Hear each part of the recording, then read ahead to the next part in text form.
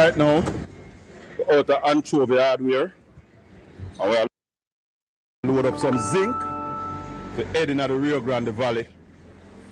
Give some people some zinc to help put back them roof together. So that's what it's about, you know. You see me? Everybody have different needs.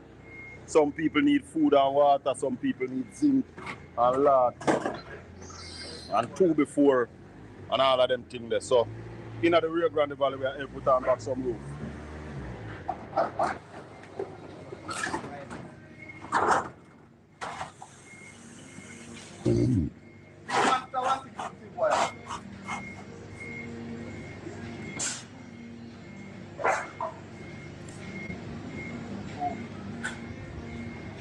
Would you not believe me? Me no know. Me tell you say I just something I do. All of them that?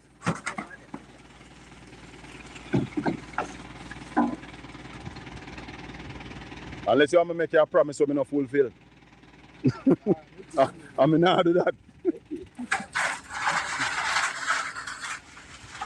So as I tell you, say, we just deliver some zinc to the people in the Rio Grande Valley.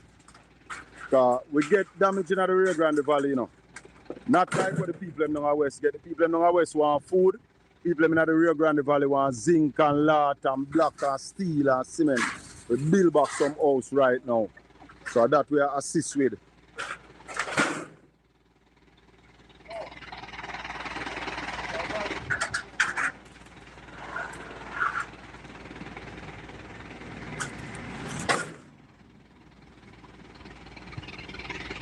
Alright, Auntie, are you that? Alright, you're most welcome. Big up Portland Spice TV. Cool. So, see we are up. I feel you carry this. Alright, see we are down way up at Cornwall Barracks. And Juanita want to in a hurricane. No stop blow up. I want to Cheryl. My house needs stop blow up also.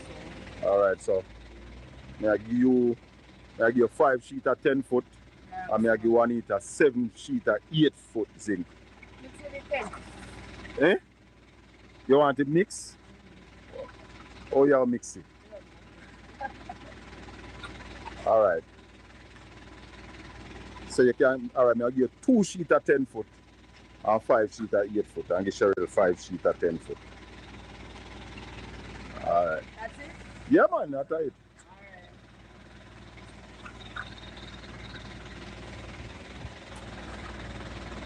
So in the Rio Grande Valley with there. A time for my people them now to get some assistance. And once again, this assistance comes to you with the kind sponsors of our viewers and subscribers on Portland Spice TV. Yeah, man. You can see them, I'll show you. Off your place this? Yeah. Lord. I run joke, you know, I run the CS boat everywhere. Yeah, man. Man, we assist who we can assist, man. Yeah.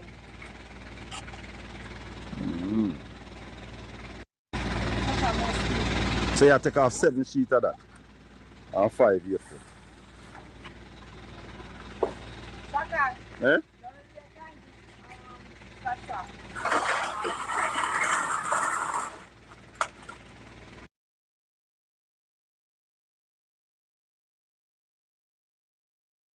Auntie, what go on with you in a hurricane? Mash up. Breeze take off my house that did me 2 nights me sleep in the house. That's you just start put on back? Just start put on back. Well, we carry 1 7 sheet as in Me give that time. to help so that you can alleviate some of the leaking. Yes, me give that time. Alright. Thank you very much. Alright. God is to the full. Yes, man. You can't say me not get something. How much that for? Me can't say me not get.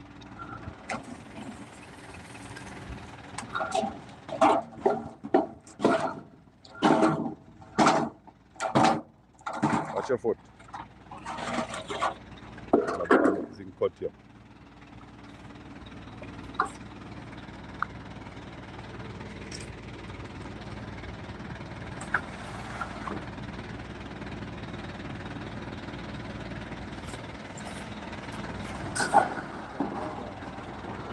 So this is the road we carry around to the swinging bridge. This is Cornwall Barracks there. And if you go straight around on this road there, the swinging bridge that I was on the other day, this is the road that take it to the swinging bridge. When you do over Comfort Castle, look at them houses with a look on. All of them houses around here, so get damage in the hurricane. We just assist who we can assist. Blessings.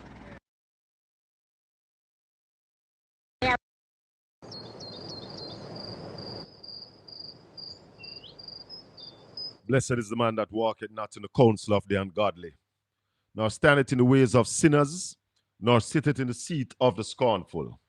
But his delight is in the law of the Lord, and in his law do we meditate day and night.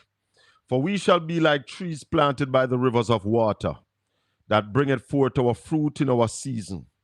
Our leaves shall not wither, and whatsoever we do shall prosper. Welcome to the Colin Bell Show for yet another Saturday morning. We give God thanks for his mercies and his grace. We give him thanks for life. We give him thanks for this opportunity to be able to speak with you on this platform. This is the Colin Bell Show on Portland Spice TV. We do it every Saturday morning from 9 a.m. until 11. Sometimes we'll go a little over, you understand? Mondays, Tuesdays, and Wednesdays, 5 p.m. to 7 p.m., the Colin Bell Show, where we talk politics, sex, religion. You name it, we talk it. This morning is a serious morning. This morning is Buju Banton, is Darrell Vaz. This morning, it's the government of Jamaica leading the disaster relief. This morning, it's touching our people, doing what we can, because we are also government. Yeah, we are. And therefore, it is time we stop and check and be honest with ourselves about what is taking place, how it is taking place. There are a number of things that we must talk about.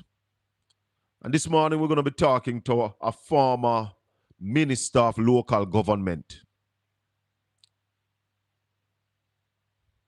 We're going to be talking to Busha Ascot this morning. Because disasters like these, the local authority have a heavy role to play. And if we don't understand the roles of government and the responsibilities, we are going to be lacking, and seriously lacking. Government have certain roles and responsibilities. And I heard a gentleman Tell said that there are limitations, the government have limitations. That's what some people are saying. And then some people are jumping out on anybody who have a disagreeing voice. But this morning, the floor is open. Floor is open. So, Darrell Vaz, Buju Banton, who you believe? Who you believe? Is there any Jamaican who are not aware of people losing things on the wharf or at the airport? I'm asking this morning. Just asking. And I am going to be reasonable and rational about this Darrell Vaz Buju Banton case, you know. I'm going to be reasonable, and may I call it the way me see it. How me see it, may I call it. There comes a time when we have to understand the roles that are being played. Because me understand Buju Banton, and me understand the minister.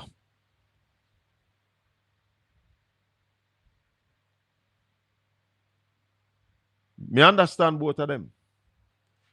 And don't get me wrong if I say in some instance I might even believe the two of them. Because me don't know if Darrell expect to call out a wharf and rough up some people and ask some questions is necessarily going to get the truth. So, Darrell is saying what his investigation in 24 hours turned up.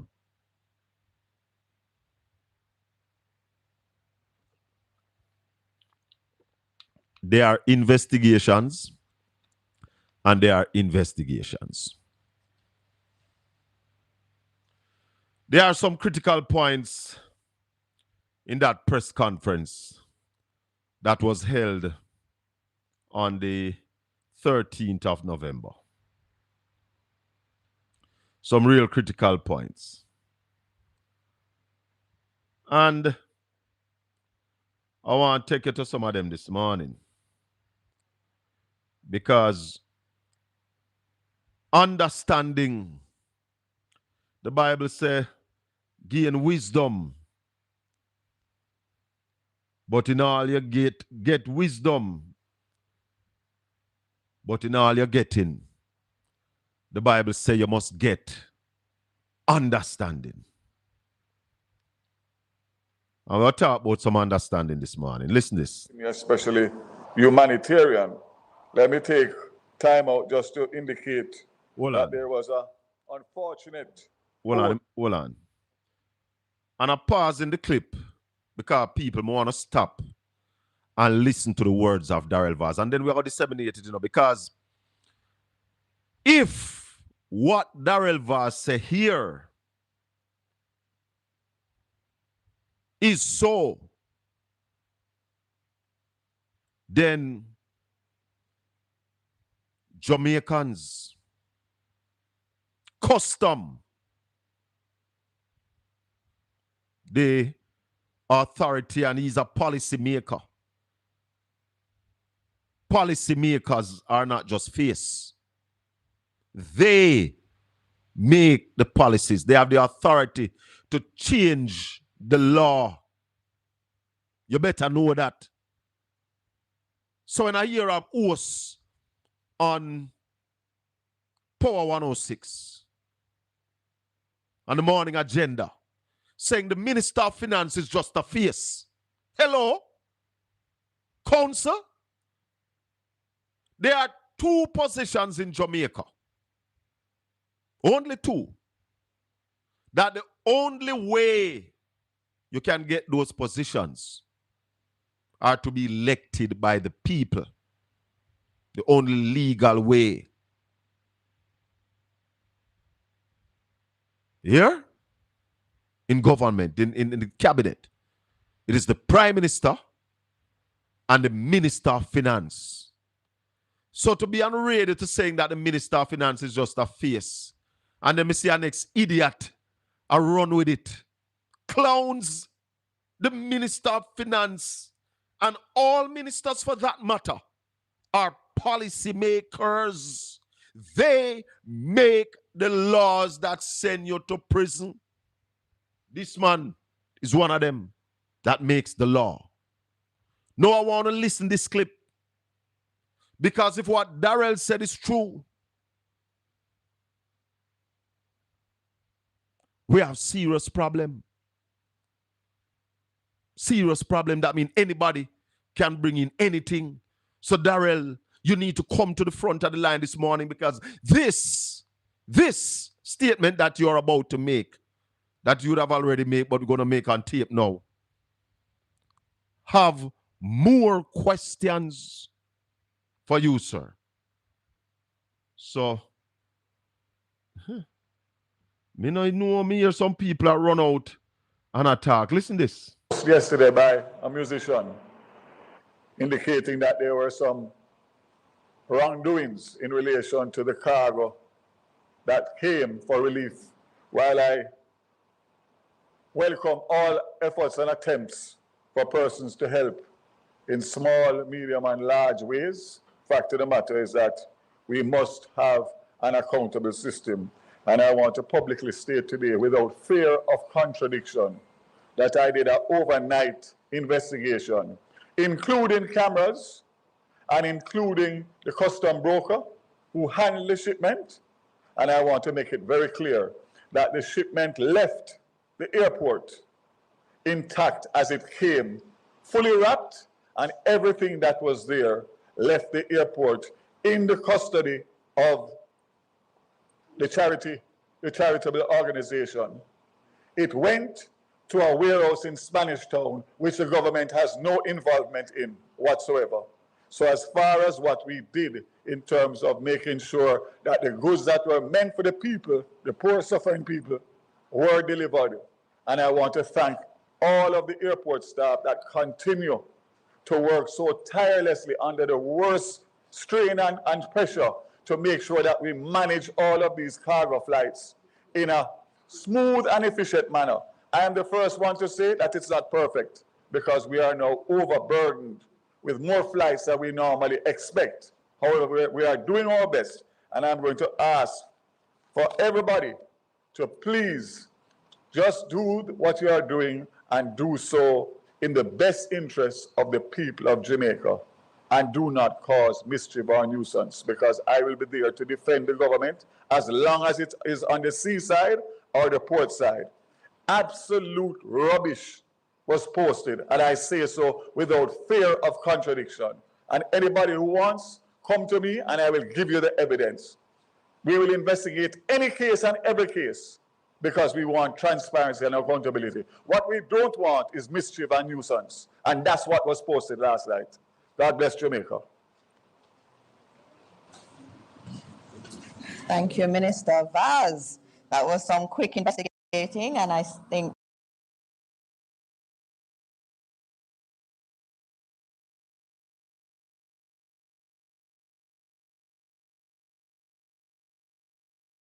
I'm silent. I don't know if anybody else hear what I hear. I'd love to hear from you what you think about that statement.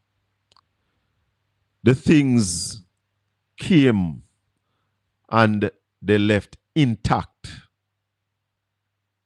as they came onto a truck, from the plane to the truck. I don't know if you not hear when me hear. I'll play again. In small, medium, and large ways, fact of the matter is that we must have an accountable system. And I want to publicly state today, without fear of contradiction, that I did an overnight investigation, including cameras and including the custom broker who handled the shipment. And I want to make it very clear that the shipment left the airport intact as it came, fully wrapped, and everything that was there left the airport in the custody of the charitable organization. It went to a warehouse in Spanish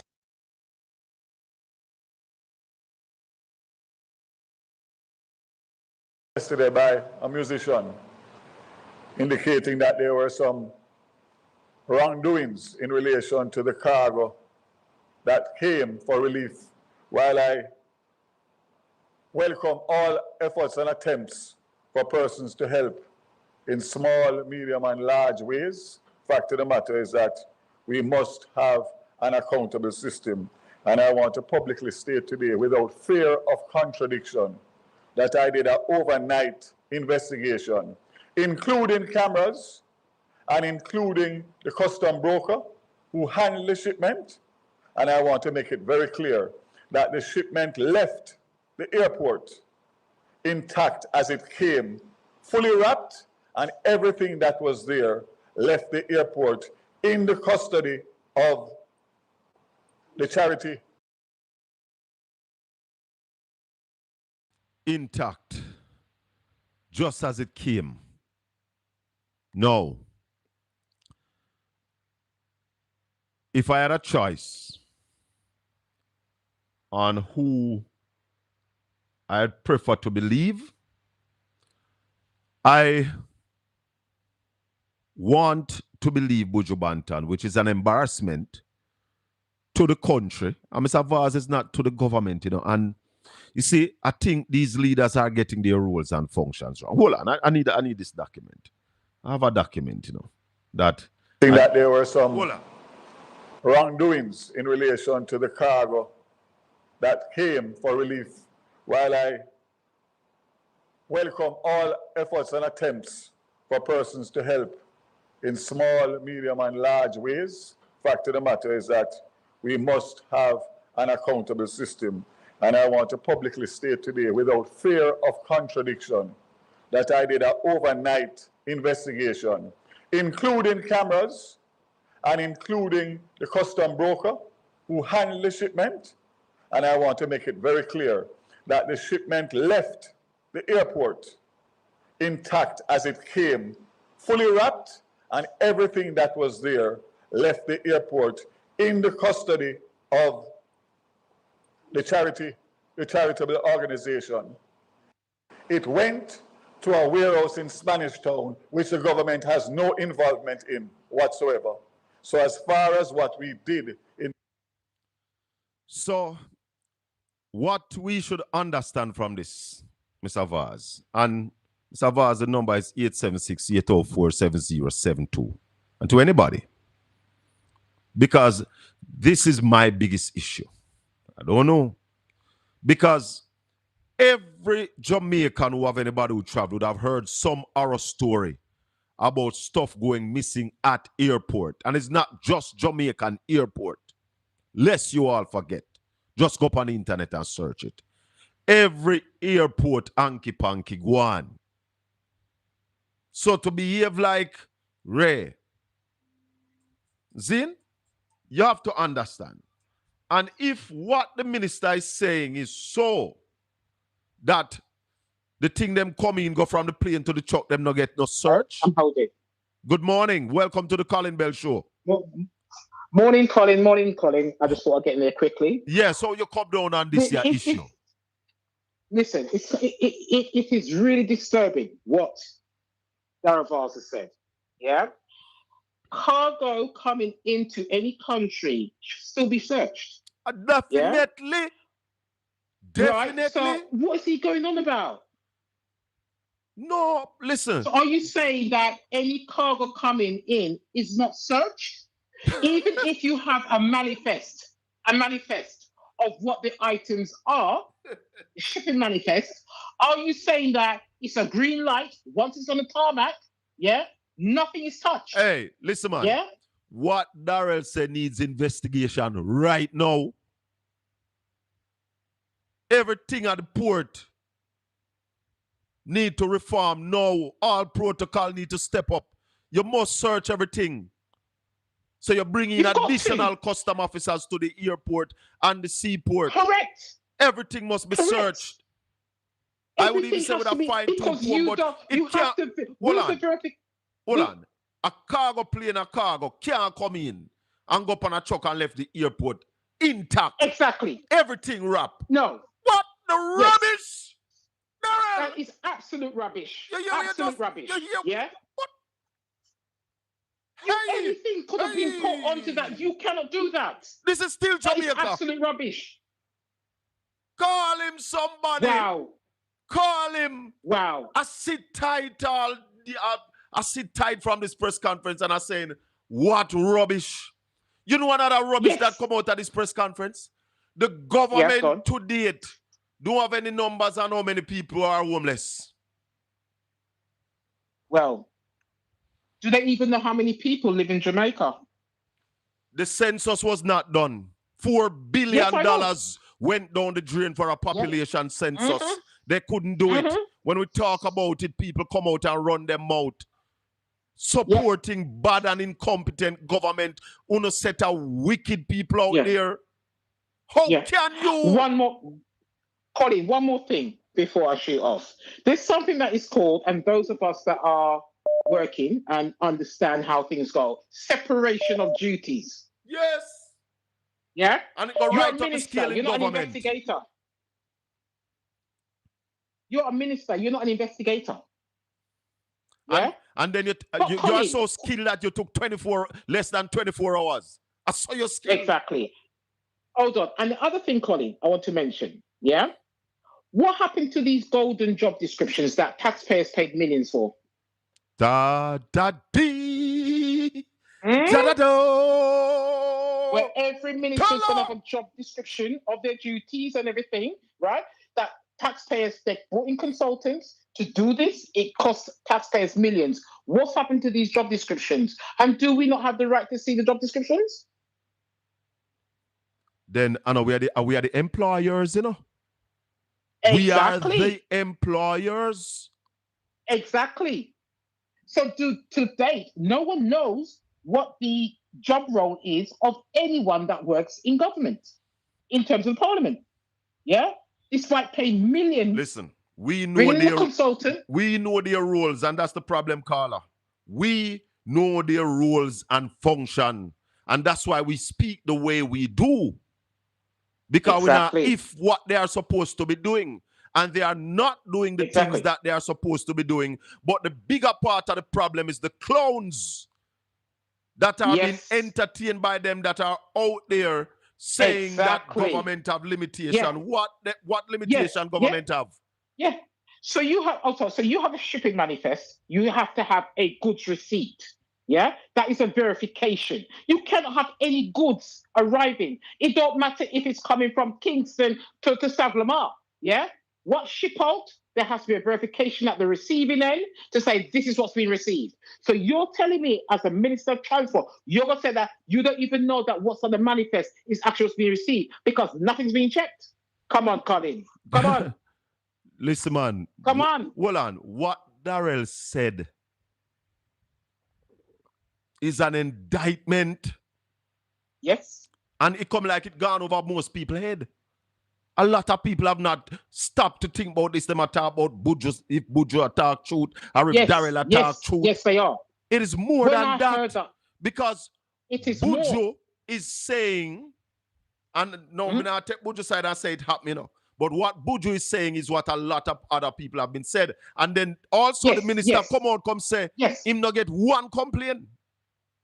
So this is the first complaint. And here the other part about it. That is bad. Go ahead. The minister is also saying that, brethren, you know me. You need to have to come out on social media, call me. Yes, it is an embarrassment to the country. But you still not come out and try silent citizens. Because what you're saying is that Buju shouldn't open his mouth. And this is something I've been saying a long time, that this government is a government that will victimize you if you speak out against how they are working. And I keep telling you, I'm a prime example of it. So I know exactly what I'm talking about. Yes. Yeah. I think I've encountered the same thing. Ships off at Kingston Wharf and things went missing. Yeah. So a lot of people have experienced that, Colin. Yeah. So this is not a new thing. I know a lady who came to the airport within the last month, 6 weeks, and she lose a couple of jeans. Yep. I lost night trainers. Night trainers were taking out my suitcase. Listen, let me tell you something. I have never lost anything at an airport because he's a one bag. I have. He's a one bag man. Right, my bag no come. The only time my bag in my sight is when it go through the X-ray machine. Okay. One on my back and one in my hand. And the worst thing for me if you check on a piece of luggage on a plane. If you ask me if you do that, it's paying me in a hug and it come in and do it. All right. Okay. So I not talk too fast, knock on wood. I personally have never lost anything. And I think that is due to my vigilance. Yes. But okay, that's fair enough. But many have. Many have. I know people who have. Yes, many have. Yeah, because when we fly from the UK, we're gonna have checked in luggage. Yeah. So, we're not just going to carry on luggage. Yeah, we have checked in. And very often luggages are pampered. And it's not just Jamaica. It happens in other countries as well. Me come to UK without check on luggage. You stay there. Stay Really? Oh, you're like traveler. You're like traveler then. Stay all 10 days in a London without check on luggage. My backpack and my flight pack. That's it. No. When I'm coming to Jamaica, I've got checked in luggage up to 32 keys and checked and carry on up to 15 keys. So that's my I mom. can't travel like that. But thank you for taking my call. Yeah. Thanks for calling. It's a pleasure talking to you. Yeah, you too. Take care. Blessed. Yeah, man. It's the Colin Bell Show. Buju Banton, Darrell Vaz. My biggest shock is the statement by the minister. My understanding, and tell me somebody that I am wrong. My understanding is that the cargoes, what Darrell is saying, that the cargoes weren't searched. And that is my problem. Morning, caller. Welcome to the Colin Bell Show. Blessed Saturday morning to you, sir. Yes, madam. Mr. Bell? Yes, ma'am. I lost so much things out of a suitcase already. And who you going to complain to? The woman said to me, make a complaint. I said, to who? To give me a prison note. I just left it alone because I know nothing going to come out of it. Let me tell you this. My sister, Eunice, sent a barrel to Jamaica from the UK for her aunt, my late aunt now. When I leave America, I went to Jamaica with my cousin. When we went for the suit in the barrel, in terms of making sure that as God made heaven and earth, when we looked down, it was an empty barrel. Empty? As God made the heaven and the earth and my children life. Hold the line for me, caller. Don't move. Hold the line for me. No, well, I'm telling you, that's what happened. The no, man, barrel I don't doubt you, you know. I don't doubt you. So Barrett, what is Val saying? Bujo. He got to stop telling lies. Oh, you mean the because minister? I believe I believe Mr. Bunjo. The UK did have an airport called still have it, Heathrow. It used to call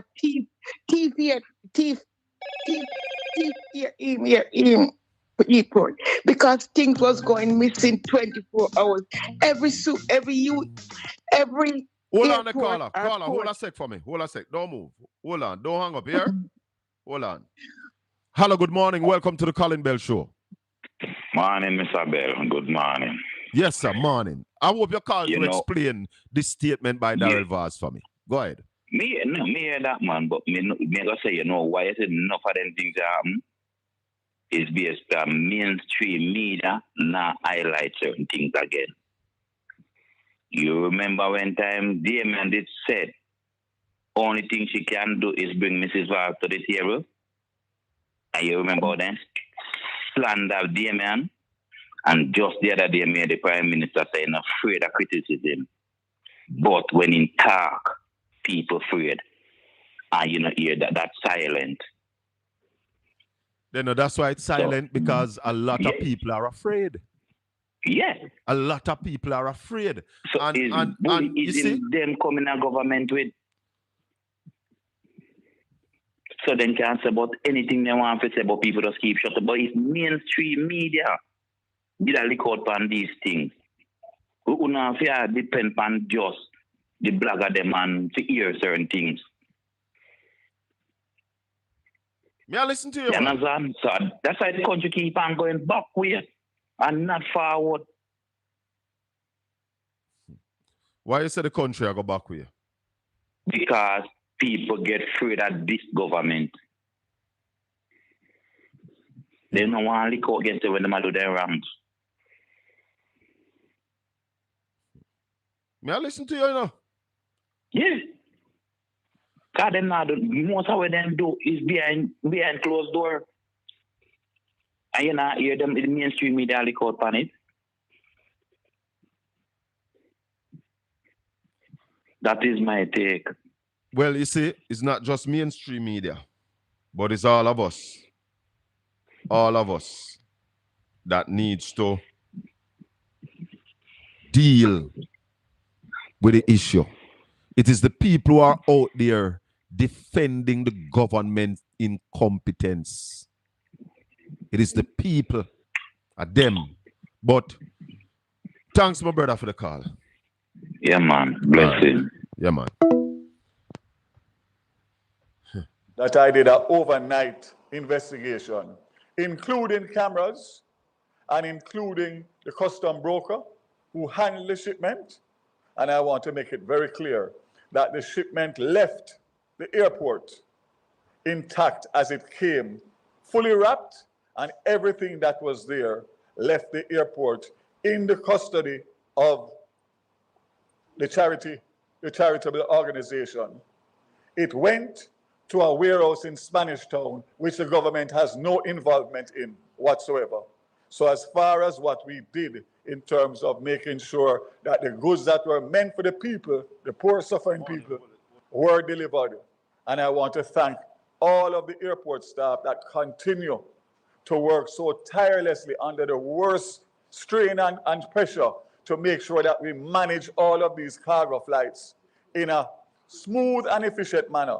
I am the first one to say that it's not perfect because we are now overburdened with more flights than we normally expect. However, we are doing our best, and I'm going to ask for everybody to please just do what you are doing and do so in the best interest of the people of Jamaica, and do not cause mischief or nuisance, because I will be there to defend.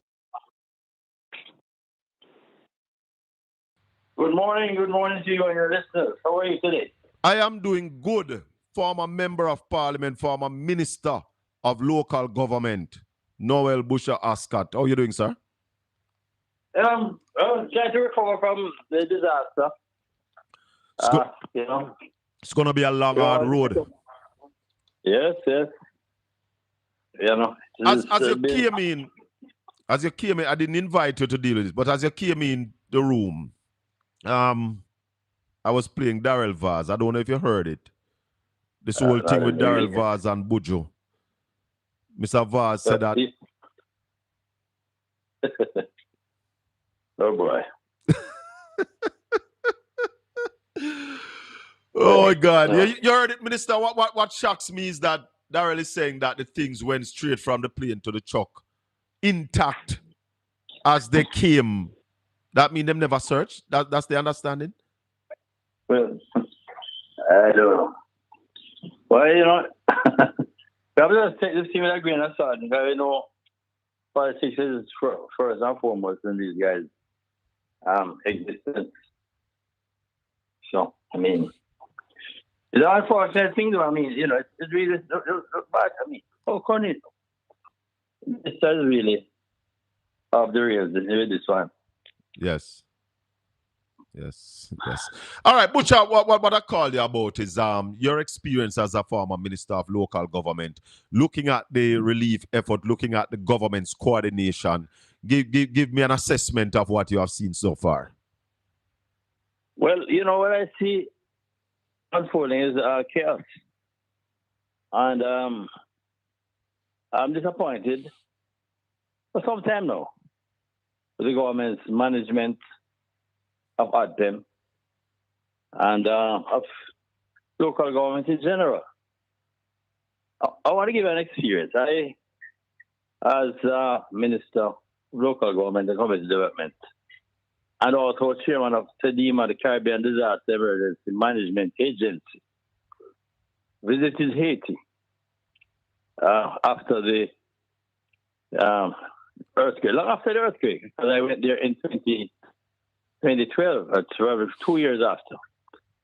I saw the chaos, saw hundreds and thousands of Haitians under plastic tents with virtually hopelessness. And, you know, the streets of Port-au-Prince, totaled with UN vehicles, American vehicles, US military vehicles, everywhere.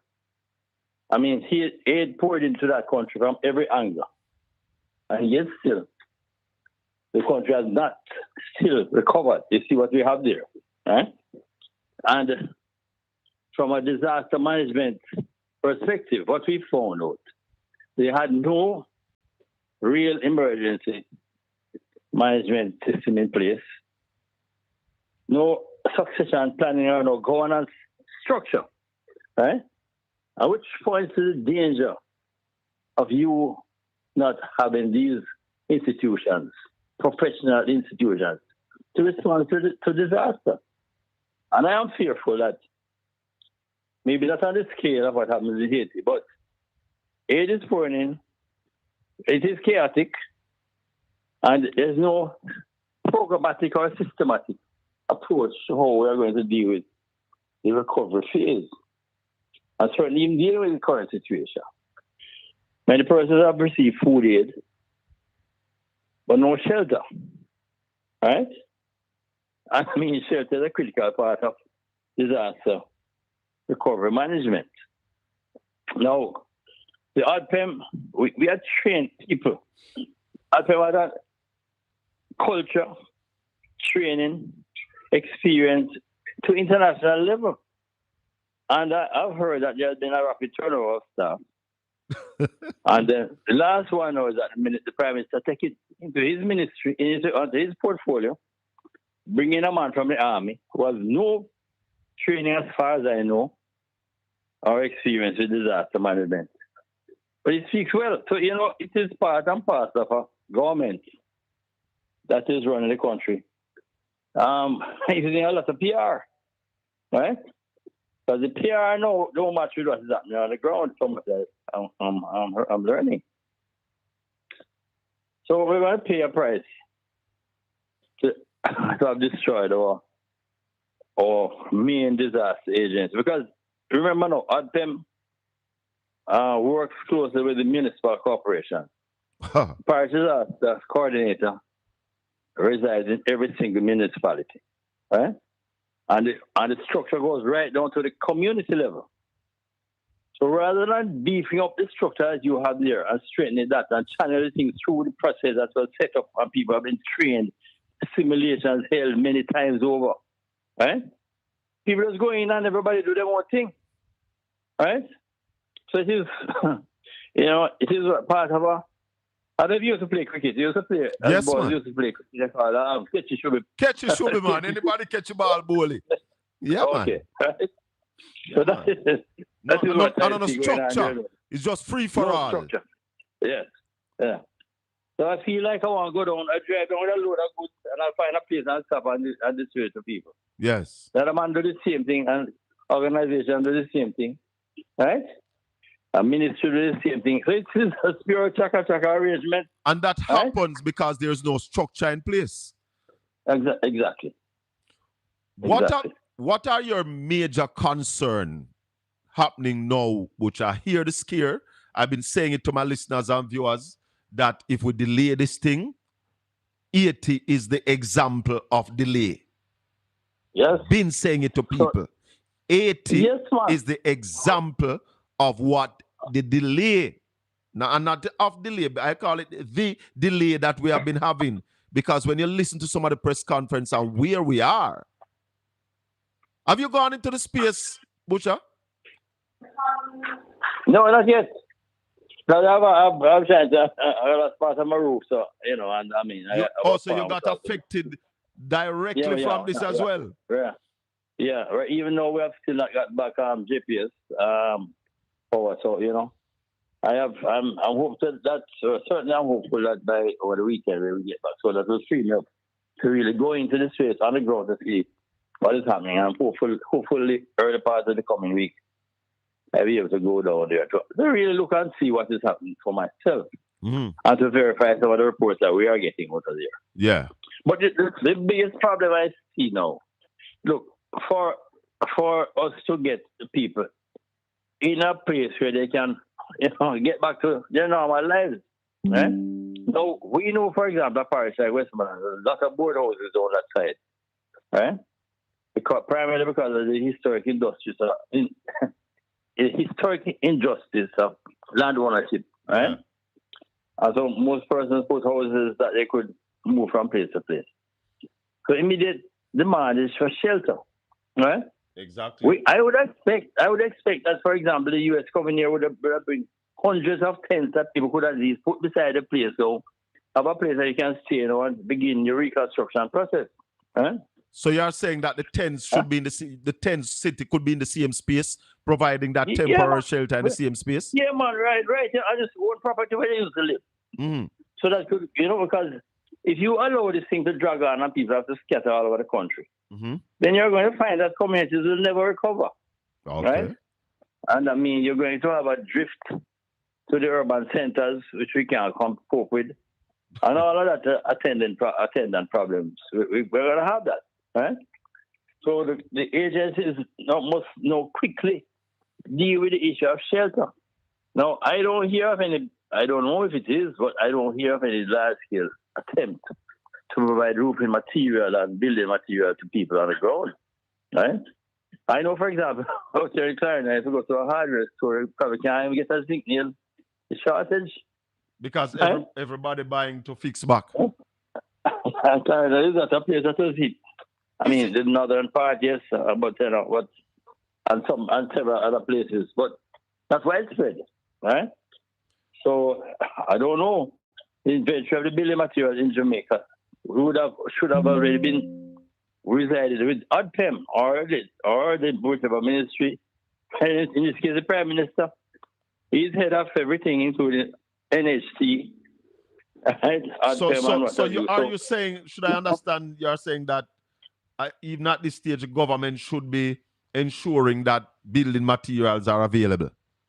Absolutely. So what do you say? Find a way to get them and facilitate the cost so that people can afford it. But Butch, in one tone, you're saying that the Prime Minister want to do everything, but then you are also saying that they should get involved in building material and all this thing. Well, not him. We have the agencies, right, who have resources. I don't know. I mean, who should have the competence, right? Housing Trust, for example, would have been dealing with a lot of contractors over the years. Should have a comprehensive list of contractors and who are available to start this process, right? So, I mean, I welcome external assistance, but if you can mobilize the local support first, so that people understand the ground, the local people know what people need and how you can procure things and move fast, right? Then you make the foreigners who come and work alongside them. Now, as I say, I don't know. I have not heard any real talk. I mean, I know talk about food and water and so on. But the shelter is a critical thing. I mean, even before that, you see how long it took us to clear roads. Communities were marooned more than a week after. Do you know that the state have little or no capacity to mobilize in the heavy equipment? The National Work Service, I don't think they own any kind of heavy equipment, But what about the military? No, as far as I know. I don't think they have. Maybe they have 2 or 3 tractors. I don't think they have any serious capability, right? So these are the problems. So, we are a mountainous country. We have over trees and so on. The military should have a certain number of heavy equipment that could quickly move into areas and deal with it, right? I hear them appealing to private sector people. A lot of the private sector people, I mean, are on jobs or to move their equipment is a logistic nightmare and so on. The army should be able to quickly move up with low boys and back up things and drop off things. Within a week, most of that year main arteries have been cleared and communities opened up and so on. In a real disaster response, I don't see this as a emergency moving there. So are you saying that the government wasn't equipped to deal with this kind of response? I am saying that the government was not equipped to respond to this disaster. Right? Is it because we have never had a disaster of this magnitude? Well, it is lack of planning. Because we know it's not if, it's when. Yeah, but then they would say consecutive governments have not done that. Was there ever a time that Jamaica had equipment at its disposal that they could respond to something like this? Was there ever a time that we had a number of equipment? Well, I can't say yes to that, but I know there was a time when the National Work Service, for example, used to own equipment. And big tractors and big bulldozers that could move things. Yes. We have gone to a place where the state basically owns nothing much, right? And I mean, apart from the garbage compactors, I don't know even NSW hires private equipment. So we don't have a nucleus. I mean, the state must have a nucleus of heavy equipment capable of responding to a hurricane, earthquake, any kind of major disaster, right? It cannot be that it is left there that only call on private sector people, right? We know what we have faced. I can tell you that when I became minister, the first time we had a disaster, I think in 2012 there was a hurricane, and when I couldn't find any equipment, cement company didn't never have anything. No company around town had any kind of equipment to clear up this place. Call the military had two front-end loaders. Only two? Right? Yeah. Right? Are there any parish councils that have any equipment? Because there was a time when parish councils used to have their own equipment too. They have nothing. We have ensured that all state agencies outsource these things. Right? If they want a job to be done, they hire. Right? And so therefore there's no capability of the state to respond itself. Right? It has to go and rely on people who have private sector, people who have equipment and so on. And therefore I'm saying that the time has come. The state must have a reserve capacity to do things. It cannot be that, everything you're going to find a private sector person to do. And then you might have, what inventory do you have? What is the state of that equipment? Where are they positioned? How quickly can you move them? Right? These are part of what disaster management requires. Right? I mean, if we have a magnitude 6.5 or 7 earthquake, right? We couldn't do nothing. We don't have the capability to handle it. We don't. And I don't know if the US has it either. I stay silent and listen to your Busha because let me tell you some sobering I recognize the danger of this thing. And I think so in 2014 I met with the UNHCR. Right? And we discussed the disaster in Haiti and the potential of future disasters. Jamaica is supposed to be the lead agency in the Caribbean for the Western Caribbean for the FEDEMA arrangement. Right? And I suggested to them, when we had that incident, the Norman Mali Airport was not functional. Both our international airports are at sea level. Right? That was when was that? I think around 2012 to 2013 or 14, thereabout. Right? There actually was a newspaper article. I want to search for it. I'll send it to you. And I said, okay, we have in Clarendon, Vernon Field, which was selected by the U.S. military because of its strategic location and its safety away from the sea and protected. Right? Yeah. And they identified that it could have been a major staging area for disaster response for the Western Caribbean. Okay. Right? And we worked with it. And once we left office, everything fell flat. Right? Wow. The minister, everything is here. So you're saying that there was a plan to boost up that kind of capacity? Yeah, that's how we had to, yeah. So the plan was to work with the UN, HCR, and our disaster agency to begin a process to develop Vernon Field as a major staging area for disaster response. Not only for Jamaica alone, but for the Western Caribbean in case of a major disaster. Right? And so that would be a utilization of a space that is available, that is secure, and that could work. Right? Sounds like it make a lot of sense to me. Help me with something though, Busha. I am of the opinion, and a lot of other people, that the government should have evacuated some of these people out of the space. People who lost everything, was total. Move them out of the space, house them temporary while you clean up and build back, provide them with the necessary medical care, psychological care. And the fact that we were warned about breakout of diseases and epidemic and all these kind of things, and we are now hearing news of leptospirosis in the space. Do you think the government should have evacuated some people? Well, yes, but they had instructed a lot of people to move. We don't have a mandatory evacuation plan in Jamaica. And it is a problem because citizens are reluctant to relocate because of fear or the inability of the state to protect their property once they're gone. Right?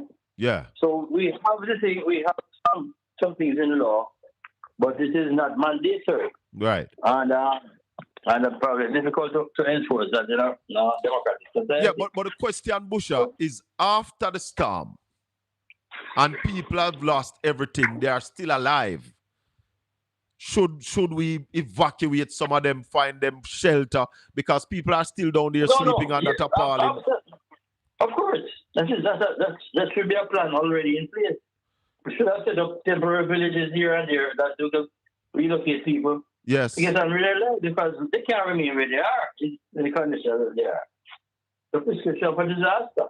So why you think the government has not done that to date, and also to date we have not heard a plan like they are intending on doing that? Why they're not moving in that direction? Well, good question. I can't give an answer for that. I think they're just maybe overwhelmed with the situation because of lack of plan. You believe that they are overwhelmed? I think so. What do you think about them not including the opposition on the committees to deal with relief? What do you think about that? Well, it's the worst decision that they have taken. Because, you see, they have opened themselves now to kind of criticism that must come. Right? Because, look, what we are facing here is a long-term problem. Right? And hold on, Busha, don't lose the thought. Hold on. Don't lose the thought, Busha. If you're just joining us, this is the Colin Bell Show. We are talking to former Minister of Local Government, a man with some experience in dealing with disaster, a man who was in the high office, not a face, policy maker, Noel Butcher Ascot. Go ahead, Busha. Yeah, so, I'm saying that this is the long-term recovery because the devastation is more than $1 trillion damage across the country. And I mean, it requires almost a systematic approach to get this thing.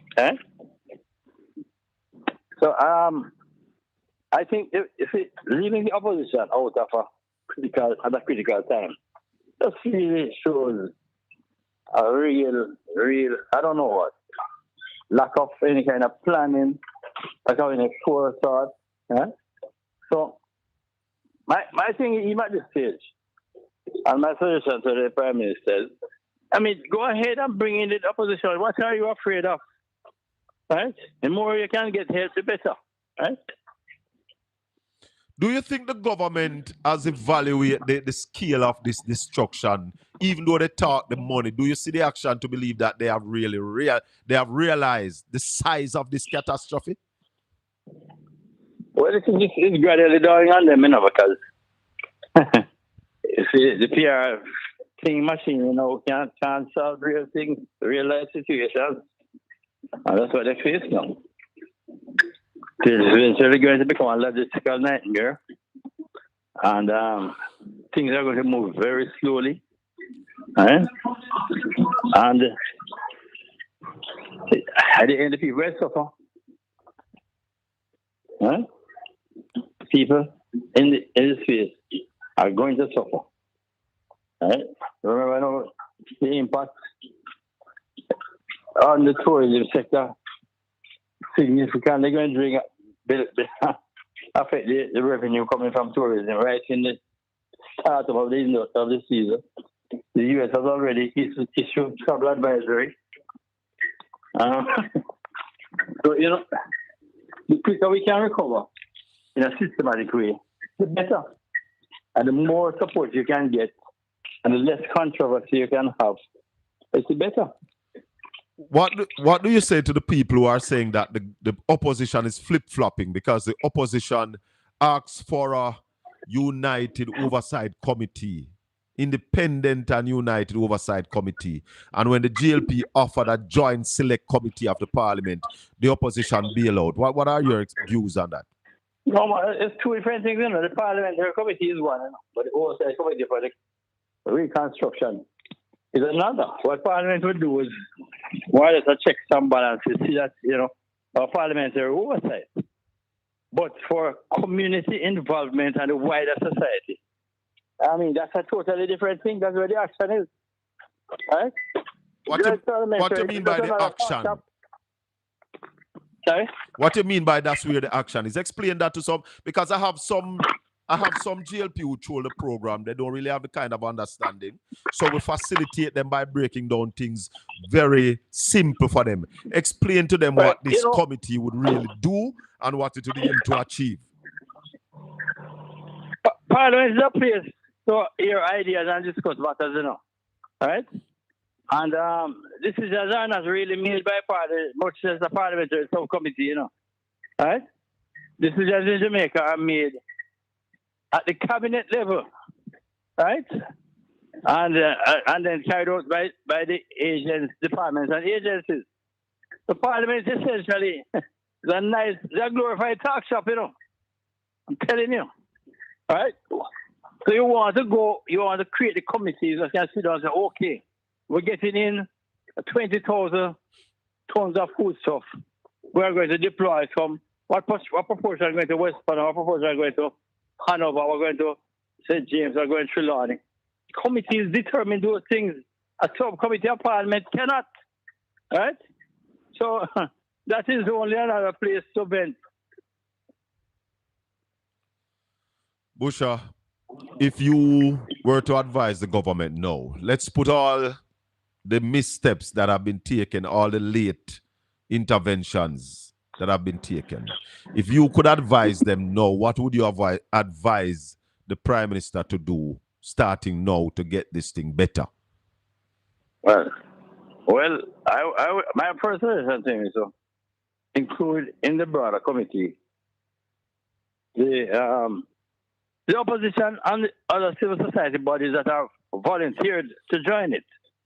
The second thing I would say, look, ensure that the municipal corporations, the councillors and the members of parliament are on the ground, active in committees in the various parishes impacted heavily, right? These are your resources, your human resources available to you. Bring them together. Forget the political divide, right?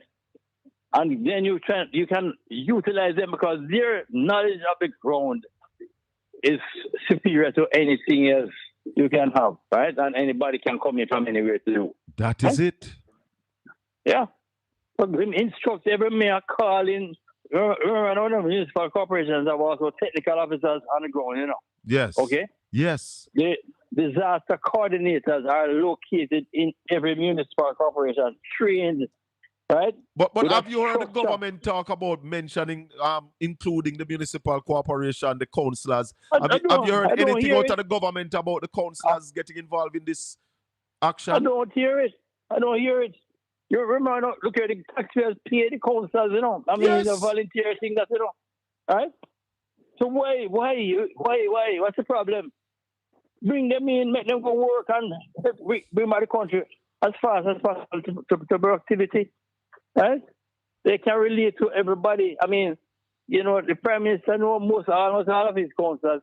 Him can instruct them, him can follow through directly, get feedback directly, independent from his PR machinery, and get the real facts on the ground. Do you think that there should be a committee chaired and co-chaired by the Prime Minister and the opposition leader in this recovery and relief? Of course. This is a national disaster, It's a national disaster, and we should spare no. We have capacity at all levels utilizing. Our human resources is the greatest thing. We have to utilize them to the max. Yes, especially people we are already paying to do this. The politicians are paid to be involved in this restoration, recovery, or whatever you want to call it, Yes. That's what they are paid for. Yes. Absolutely. You can't even put out parliament. You never have a parliament to sit in. Right? Now you can't sit anywhere. Right? So the priority now is to get, the longer we wait, the more years it's going to take the economy to recover. And it is The the quicker more we can get opportunity. people on the up there. Is the more opportunity for anarchy? Of course. I'm telling you, Haiti is not a case to scoff at. They suffered from the earthquake and they have not recovered. And it has descended into total chaos now. Busha, Right? you see that same argument I've been telling people. I've been warning, I've been begging the government. Look, the example is next door to us. Coming out of that major disaster, the kind of resources that went into Haiti. And now what, we have a constant civil war in Haiti? Yes. Okay, man. I think they just need to wake up, wheel and come again and just look at it. Look, okay. We're going to just take a new approach, a collaborative approach, and just proceed. It's not election season now, election just gone the other day. Yes, so you're not worried about election. Take care of the people. Take care of the people. Take care of the people. Take care of the people. Take up your phone, my Prime Minister, and call Mark. Come on, my minister, and chat about this thing. How you can mobilize your people. You mobilize them. Let us. You take care of me. Take care of yourself. I will go on. Yeah. Just go and just do it. And get the country up and running. You're talking about production because the next problem we have in Abusha is the economy is busted now, Of course. I know. So, man, by now, here that impacted. You should rather tractors or roll out of plow land, trucks are moving seeds and farmers and other areas get busy. Yes, especially in the areas that are not so affected. One time we used to have a Ministry of National Mobilization in Jamaica. That was under Michael Manley, right? Like under Michael, yes. Who used to run that again?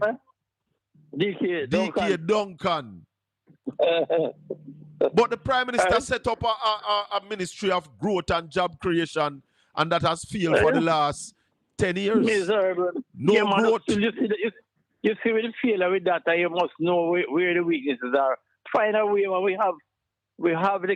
I believe we have the capacity to do a much better job than what is happening. I think so too. I think we have the capacity and we have the money can do a better job than we are doing. Yes. Busha, we'll leave it on that note. I don't know if there's anything you want to leave with my listeners and viewers before you go. No, I'm saying that, look here, let us put our shoulder to the wheel. Let us, for this time and this period, put the politics aside and put the Jamaica first. Right? Because in the end, we are going to swim or sink. Okay? Yeah. Let me ask you one more question before you go. A question was asked in the press conference on the 13th to ODPM, how many people are homeless in Jamaica? And how many what? How many people are homeless based on the effect of the storm? Okay. And they couldn't give a figure. You find that alarming? Well, yes. You should be able, if each parish coordinator or system within days to be able to give a figure. Within 80% or 85% accuracy. Yeah, even if you say this is where we are today, this is not complete. Yeah. But so far we have 600 people homeless. No figure was given to the man basically said, I don't know. He said it. Same don't know. It's a new fight you have here, so man.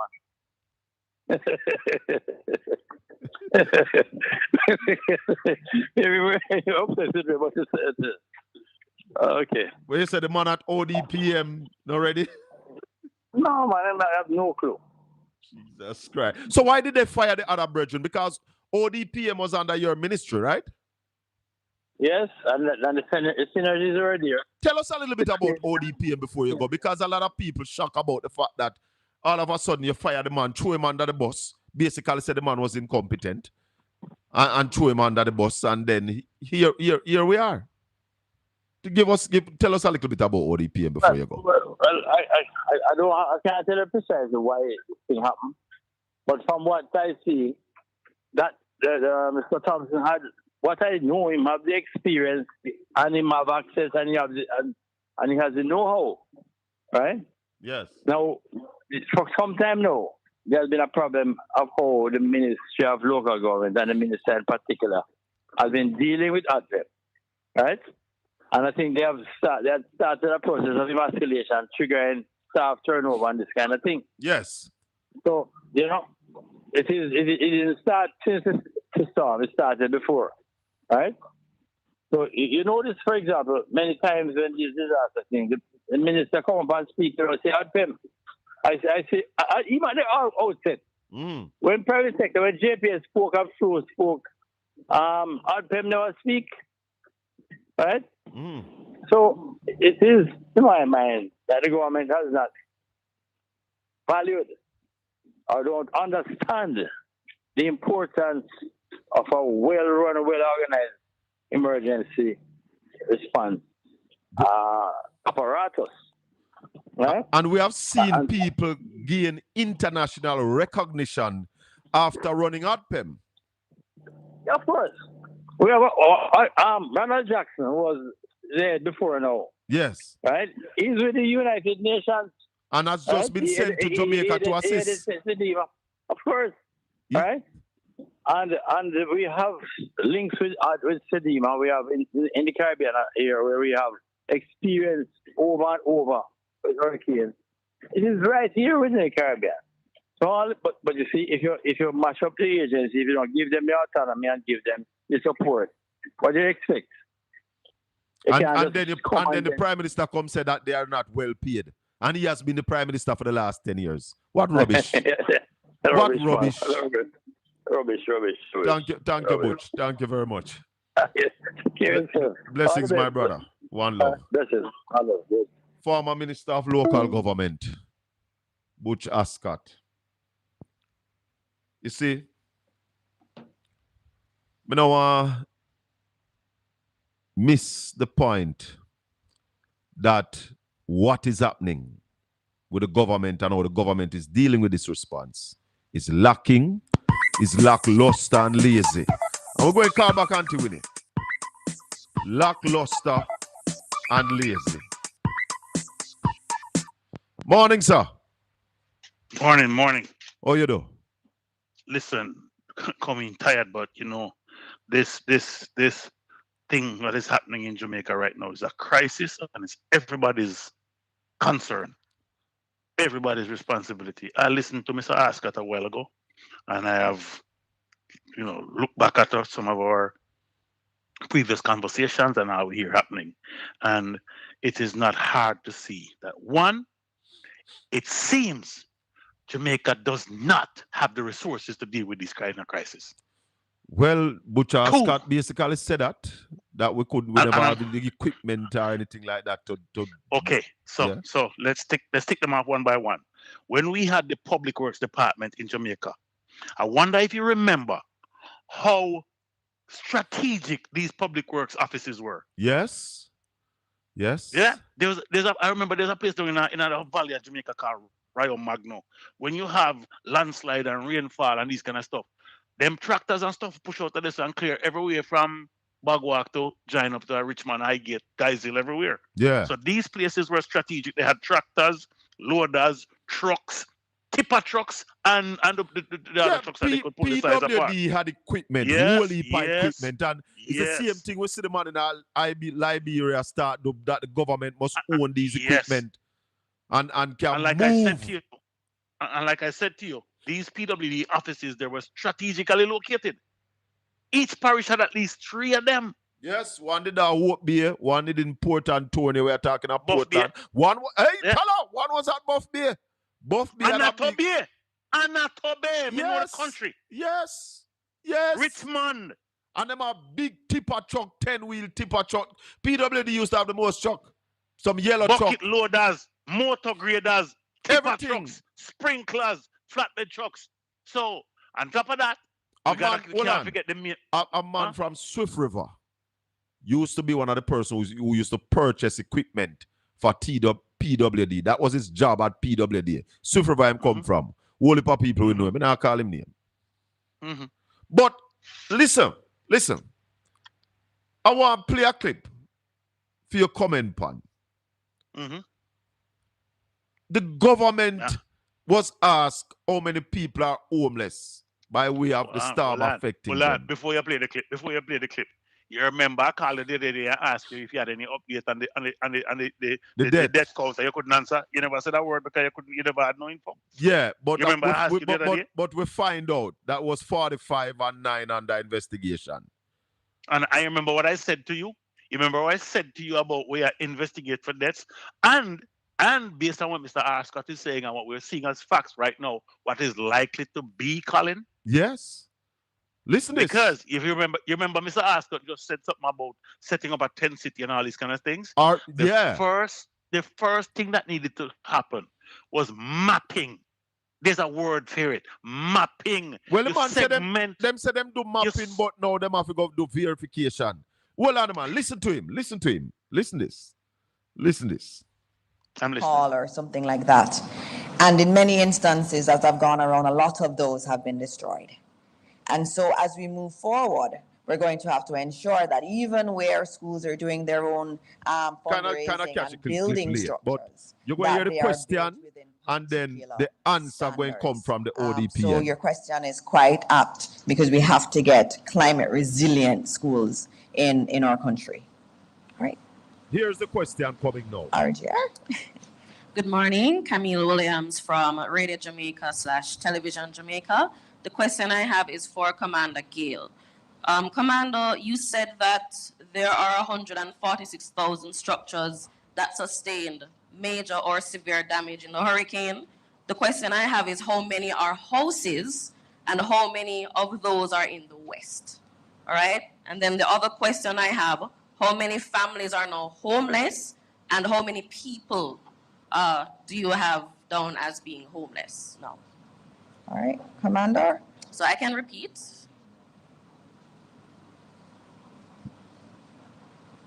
Listen the answer, people. Listen this. Over 15 days. So I did mention about 146,000 structures having access to have major to severe damage. We're still going through the process now of delineating which were businesses, which were homes. As you can appreciate, this was done through geospatial data. So it has to be parsed and verified on the ground. But I'll ask the team, they have started looking into it and tracking, however, just about 90,000 households affected and 360 persons impacted in terms of the persons. 360 or 360K. 360K, sorry. I did make that mistake on Tuesday. And then also the numbers of buildings. I think you gave the wrong number. Yeah, I did say 130 on Tuesday. So I meant 130,000. Thank you. So indicated here the 146,000. In terms of numbers of homeless, that is still being assessed. And I believe Minister has some fresh information. Okay, we'll get that number. But as I mentioned before, in shelters, just about 1,400 persons in shelters as of today. All right. I have one here for you too. I want to play it little more because I want to hear the minister rubbish too. This is from the Gleaner.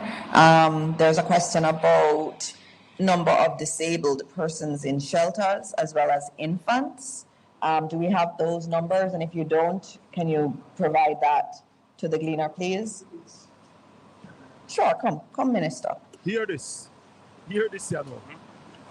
Good morning, everybody. I don't want to give the information which is incomplete. We have just completed the assessment. I just received the information and I want to be sure before we put this information out. So this information will be provided as soon as we have gone through and have verified all the information that is presented here. So we have an idea what the numbers are, but as I said before, we want to be precise when we give the numbers. Hold on. All right, so all those questions that were asked that you didn't... Hold on. My brother. Zero. No, what does that mean? I wonder if I read when I read. Can I make an input in there? Go right ahead.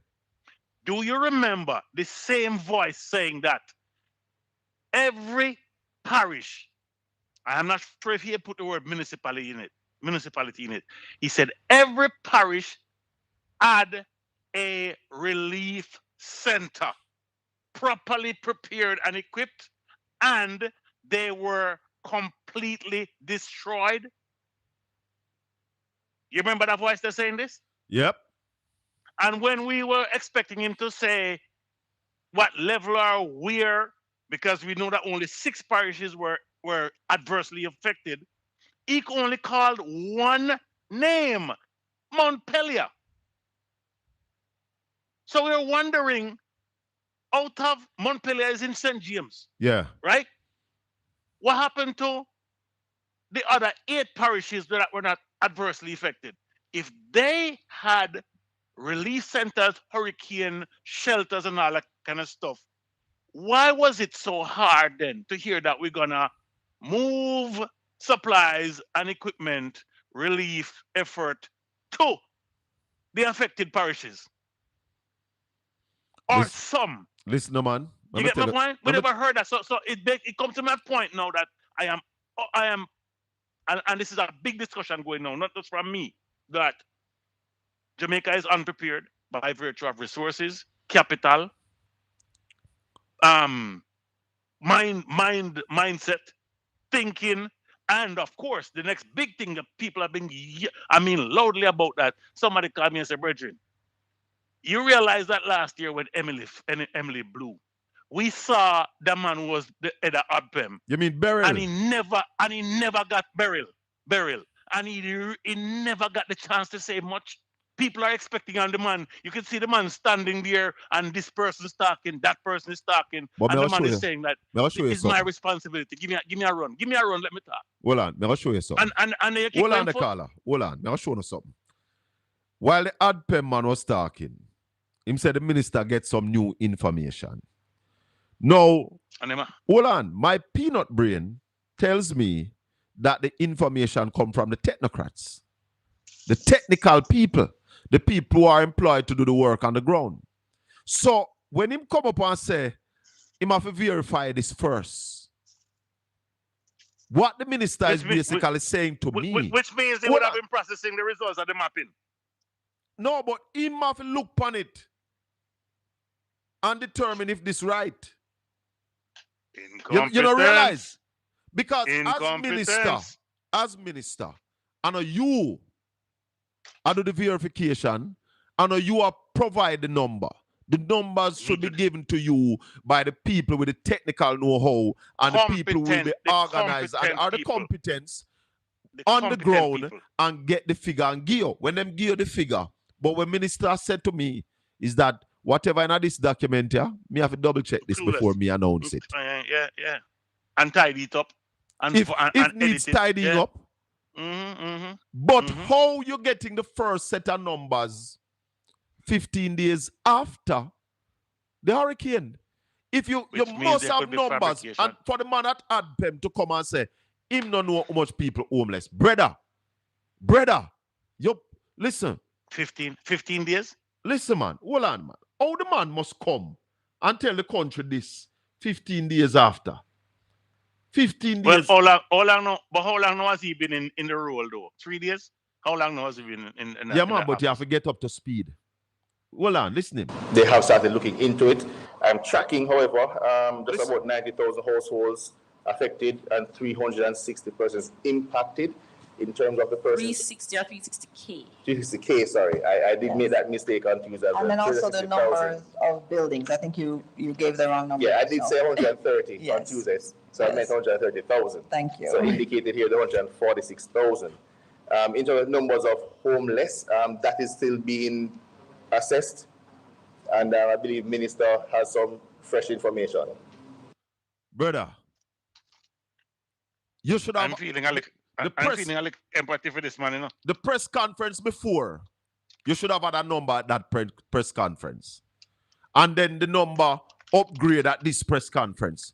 These people don't have a clue what they are doing.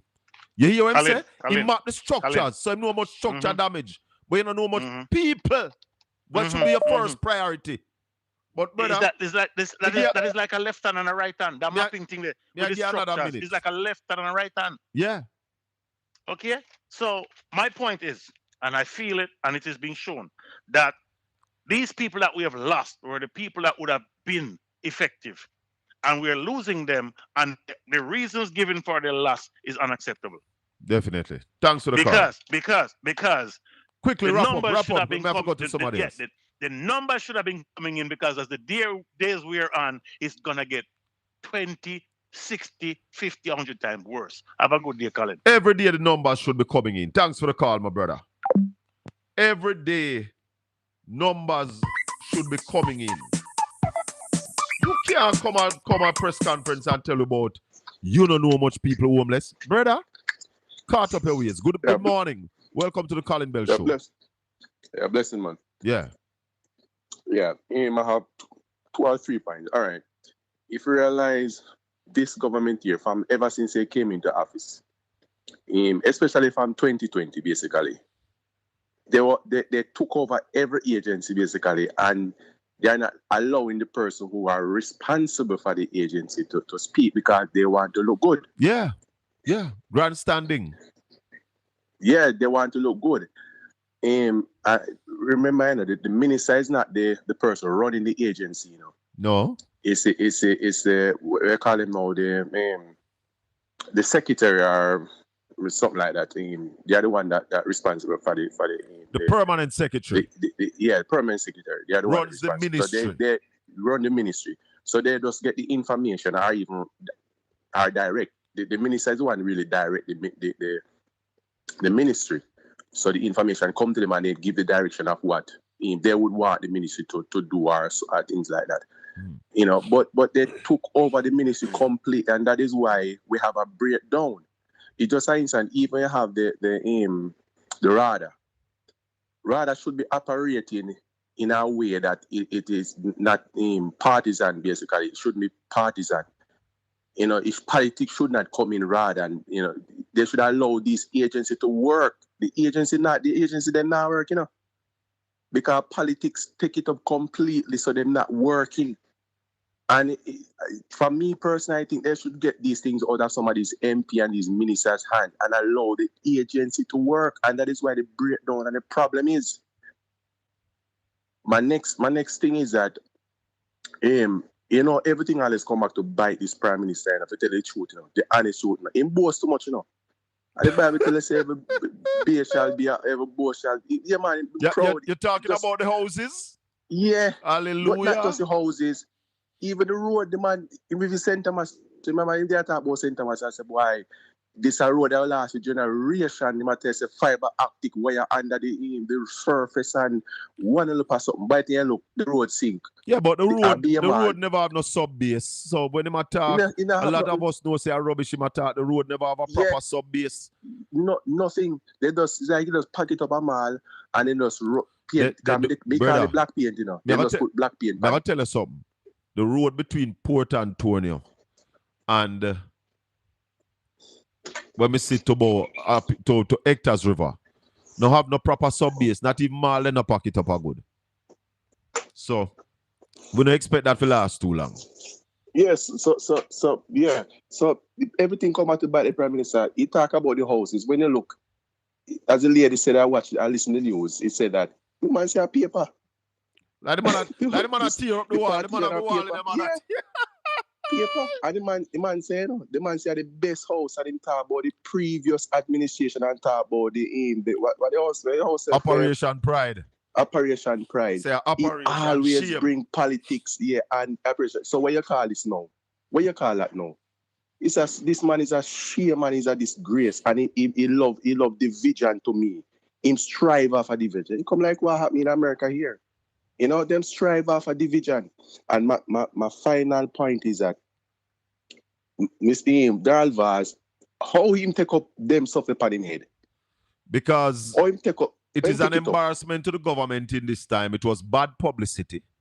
And it needed to be dealt with. But how Darrell deal with it is blow it further out of proportion. Yeah, because all he needed to do was just to say, if Butcher says something like that, all him have to say, well, we're going to allow we're gonna allow the police to investigate him, and allow the police to do the investigation. You As to launch, why, yeah, you as the minister ask for yeah, an investigation into the matter. yeah, Sean, yeah. But him throw fire pan, him throw him gas pan Fuel the on the fire, yeah, make it blow up. Yeah, make it blow up, and then they come back and bite him because he must show a video, and then other Buja and other person put out, not Buja, but other person put out the video of what happened and show you how the stuff them go.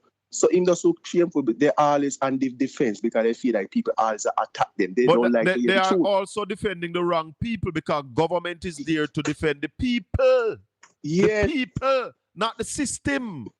So, Mr. Vaz, also your energy should be pointing to defend the people who are suffering in the West. Defend Buju, who is a citizen.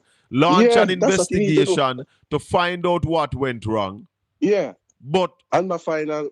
But we have some question where Darrell need to answer because what Darrell is saying, from my understanding, is that the thing that will come in at the airport now search.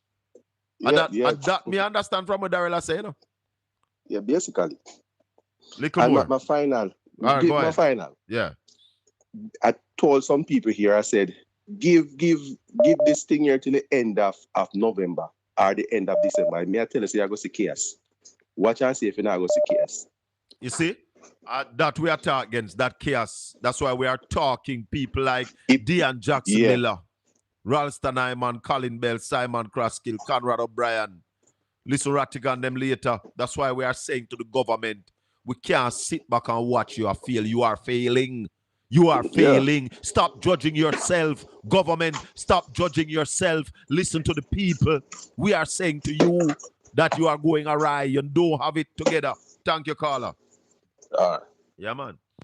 They don't have it together until we are going to call you, but there are some people who are telling the government that you're doing good. No, they're not doing good. Somehow not even come to Jamaica from the storm. Go see the people them down there, understand what is happening. It's not about the building that the man can tell you how much are the building damage, but he can't tell you how much people homeless. Lives first, sir. Go ahead, caller. Good morning, Colin. How are you? Fine, thank you. Yes, you're beating it, man. You're on point. Yeah, man, it's bad. We've been telling you all, but some people, I don't know. Jaja, go ahead, caller. You wonder if the people who are against us for the truth, criticizing the Prime Minister, say we are who to do it like the IC. They are not doing a good job. And we all see that. So we are doing the appraisal of the government out there right now and the Prime Minister. And so we come up against their defense, but we will not stop. We will keep going. Our thing, caller. The Prime Minister needs to take a check. Because that person, if he has one, is not advising him the right way himself. He needs to listen now. He needs to get off his high horse and be humble because it's not going right. And when they have those press conferences, they are not prepared. They're not totally prepared. And what I see is happening when a question comes up that they need to answer, they come up with something quick to defray the question. It's not that they are not prepared at the press conference, caller. It's not that they are not prepared.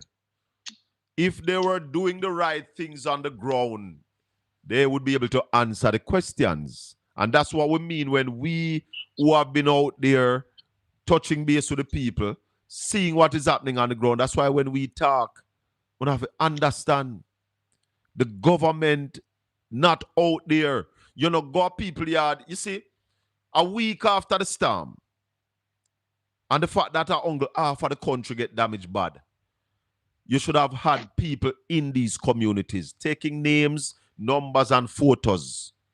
Yes. Yeah? You should have gone at least 7 days of that. A tight ship, you'd have gone about 10 days of that already.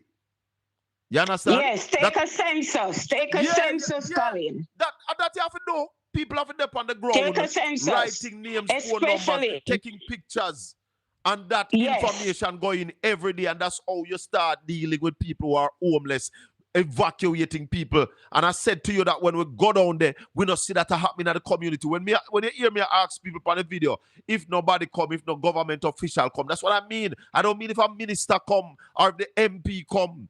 Who's supposed to come is an agent from the government, taking your name, your number, your detail, taking pictures of your damage. That is what and especially of the 10 children. days. And especially of the children, Colin. No, but that's and, take everything. When they stop our house, how much people living here? How much people living here?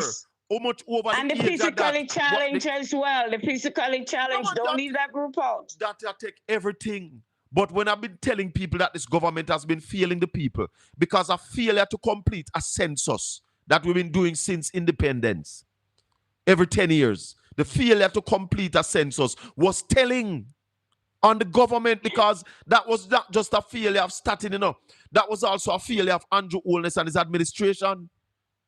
And when we point these things out to people, they come at us. And we are saying these are not because opinionated. They have their idiosyncrasy inside of them. So they are not really aware either. And I can't understand a Jamaican. You see it.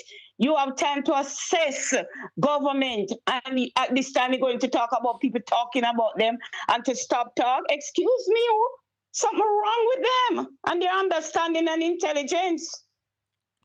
What is happening? Because it's sheer incompetence. The same way the government used to run the country before the election is the same thing, just come back over. They can't manage and they will not take advice. They will not listen. And as long as they don't, this is what is happening and it's going to happen. And we are saying this is a time that if you can't take advice, if you can't listen, if you can't come with the opposition and say, okay, let's reason it out, talk it out, and get together and get this thing going for the country, then it makes no sense. You gotta go.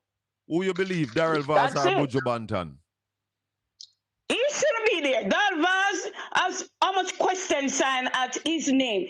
He should not even be coming into public plus but he coming to talk about Buju Banton and lie and all of that. When you remember the bus situation with him, who is Darrell Vaz?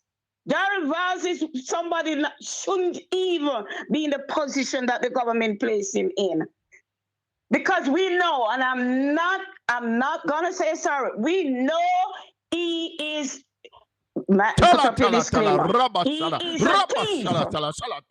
Thank you, caller. Later. He's a thief. Don't do it. He shouldn't be in that position. Later, and caller. having that leadership to handle money. Later. Excuse me? Later, caller. Later. No, we don't want to defame nobody. We apologize for that. We're not defaming anybody. All right? We're Auntie Winnie there. Let me get back Auntie Winnie on the line. Let me tell you something, people. We pointed out the incompetence. The failure in the census is not an opinion. It is a fact. $4 billion and no census result. $4 billion. 876-804-7072. If you believe Buju Banton, it is an embarrassment for Jamaica. If you believe Darrell Vaz, it is an embarrassment and a security risk for the country. A major... Yes, Auntie Winnie, sorry about that earlier. So that's all right. We were talking about Buju Banton and Darrell Vaz. And you were telling us that you have had experiences. Yes, everybody I know, when they're sending things to Jamaica, they don't get off of what they send, but they cannot complain to whom. But never mind, Walls knows what happened at the airport. And no one should even trust Walls for what he say. Don't forget, 3 people will not let him sleep at night, and he know why. Tell her, And if I let's go back. Let's go back to the airport. The driver. all I'm saying, I would like Mr. Voss to take a lie detector test to clear up everything. And that's all I got to say, Mr. Bell. Thank you very much. Yeah? Thank you, Auntie Winnie. People, listen this. And I am saying to all the labor rights, if you believe this, then let's ask the relevant questions to this statement made by Darrell Vaz. Because if this statement is true, and please, I will listen to hear an explanation to this. And somebody should have called Mr. Vaz and him should have explained this to us. Starting it a little way out. And I understand. Come up. Why this a freeze for me now? One arrived in Montego Bay on yesterday. So that along with the cargo relief flights that are coming into Norman Manley and Montego Bay and Ian Fleming means that the relief efforts will continue, especially humanitarian. Let me take time out just to indicate that there was an unfortunate post yesterday by a musician indicating that there were some wrongdoings in relation to the cargo that came for relief. While I welcome all efforts and attempts for persons to help in small, medium, and large ways, fact of the matter is that we must have an accountable system. And I want to publicly state today, without fear of contradiction, that I did an overnight investigation, including cameras and including the custom broker who handled the shipment. And I want to make it very clear that the shipment left the airport intact as it came, fully wrapped, and everything that was there left the airport in the custody of the charitable organization. It went to a warehouse in Spanish Town, which the government has no involvement in whatsoever. So as far as what we did in terms of making sure that the goods that were meant for the people, the poor suffering people, were delivered. And I want to thank all of the airport staff that Stop, Darrell, because now I want to understand what Darrell Vaz basically said. And somebody, maybe Raleigh can tell me if I'm wrong. Raleigh, is Darrell Vaz saying that the things that are coming at the airport not get searched? Well, if you Fatima said that's a very dangerous thing, because he might telegraph that to the illegal market. So all of the gun them will get washed for Montego Bay and get washed for Trelawney and get washed for Westmoreland. Just like how people are asked for relief, the man them who deal with them thing they ask for relief too. So if you ever make everything come in and you not search nothing, then it's a big problem that you create, brother. But don't you think Darrell need to answer questions and the customs need to answer questions about that? How could we not searching these things? If that is really true, because you make a whole pack contraband if you really do that. That's not good. What kind of That's not good. Especially now, because me I say, I reinforce the point. Just like how some people look relief with food and them thing there. The man them who feels them tools them get washed with.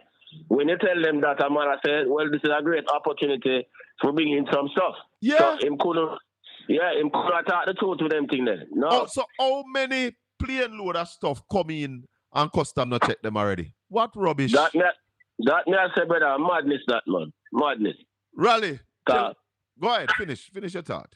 Yeah, because what you say, and you advertise the fact that you advertise it, the man them who deal with contraband, you send them a message, say, yo, no, the right time for bringing them stuff, because the hurricane wash away for gun and them something, you know. Me don't know if we can believe what Darrell say or Darrell just No, says. but me I say, even if we were to believe him, a dangerous thing that man owns. But don't you think if it's true, Raleigh, some questions need to be answered by the custom department and he needs to be fired from his position if he endorse that policy? Yeah, man, if that's really true. Yeah, man. Yeah, man. That's a madness, man. I answer that publicly. I joke business that, brother. Anyway. Joke business. I pay a joke business I go on. a pure joke business, because if you could have spent $250 billion trying to stabilize the Jamaican dollars, and with all that spend, the dollar lose how much rally? $6? Where's man, from 158 to down to 160, 162 now. $3 and change. Hold on, we are at $162 now? No, 162 yesterday. $161.62. Yeah, man. From $158 since we start the intervention. Yeah, man. So since we start the intervention, for a loss of 58, 53, $3.60. For a loss of $3.60, we spent $250 billion. How that makes sense? That can't make sense. No, Raleigh, make it make sense. No, we can't tell you how that all makes sense. You are the economist. You have to make that make sense. And we continue. Do we continue? It not make no sense to me. Yeah?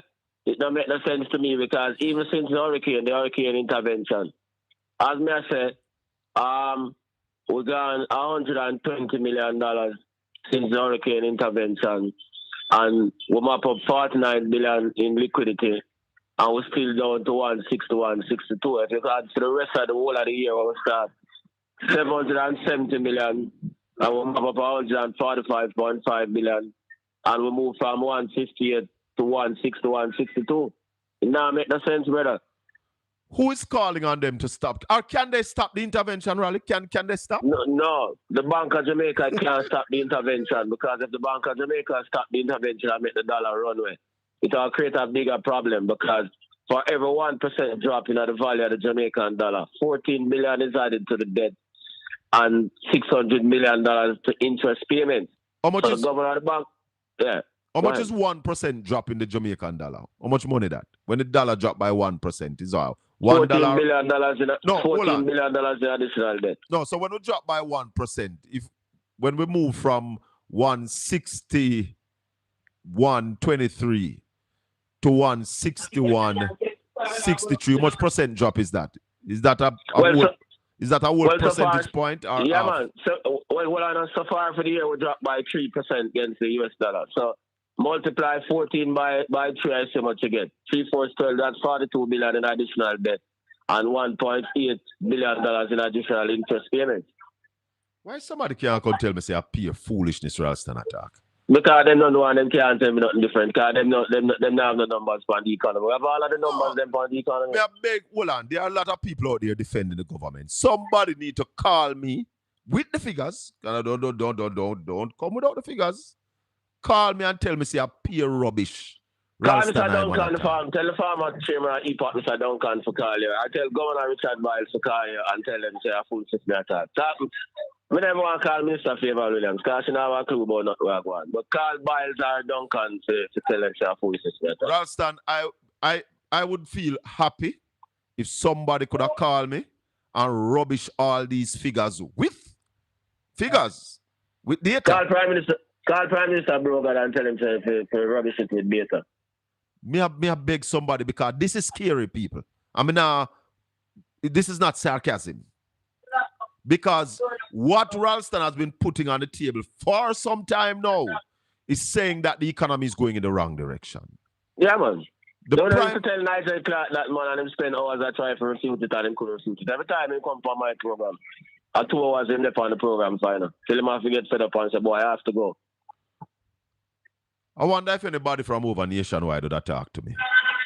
Oh, come on, man. Them clueless, man. Clueless about them something. Raleigh, we see now where there is a news release that suspected cases of leptospirosis down at west.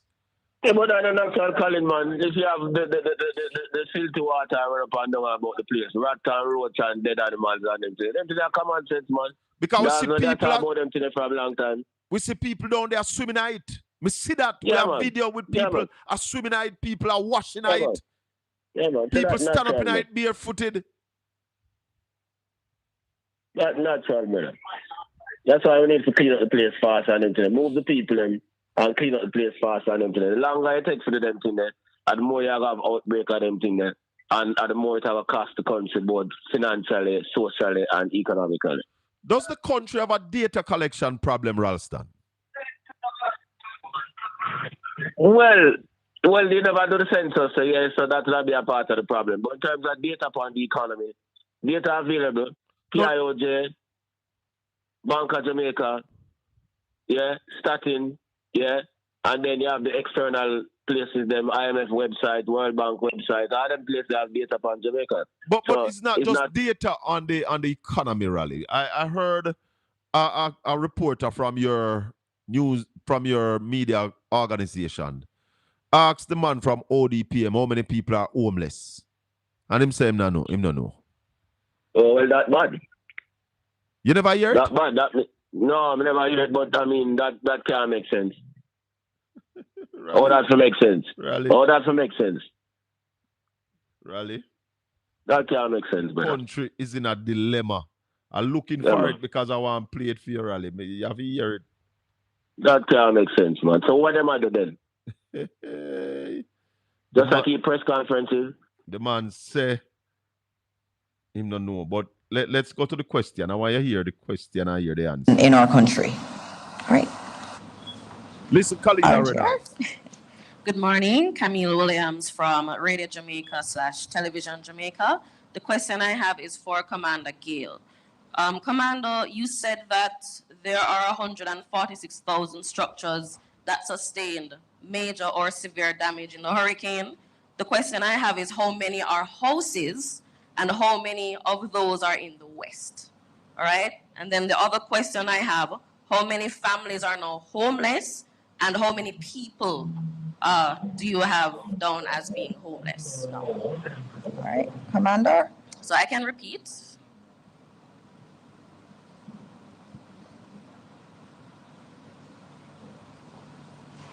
So ask Raleigh about the catastrophe. So I did mention about 146,000 structures having access to have major to severe damage. We're still going through the process now of delineating which were businesses, which were homes. As you can appreciate, this was done through geospatial data. So it has to be parsed and verified on the ground. But I'll ask the team, they have started looking into it.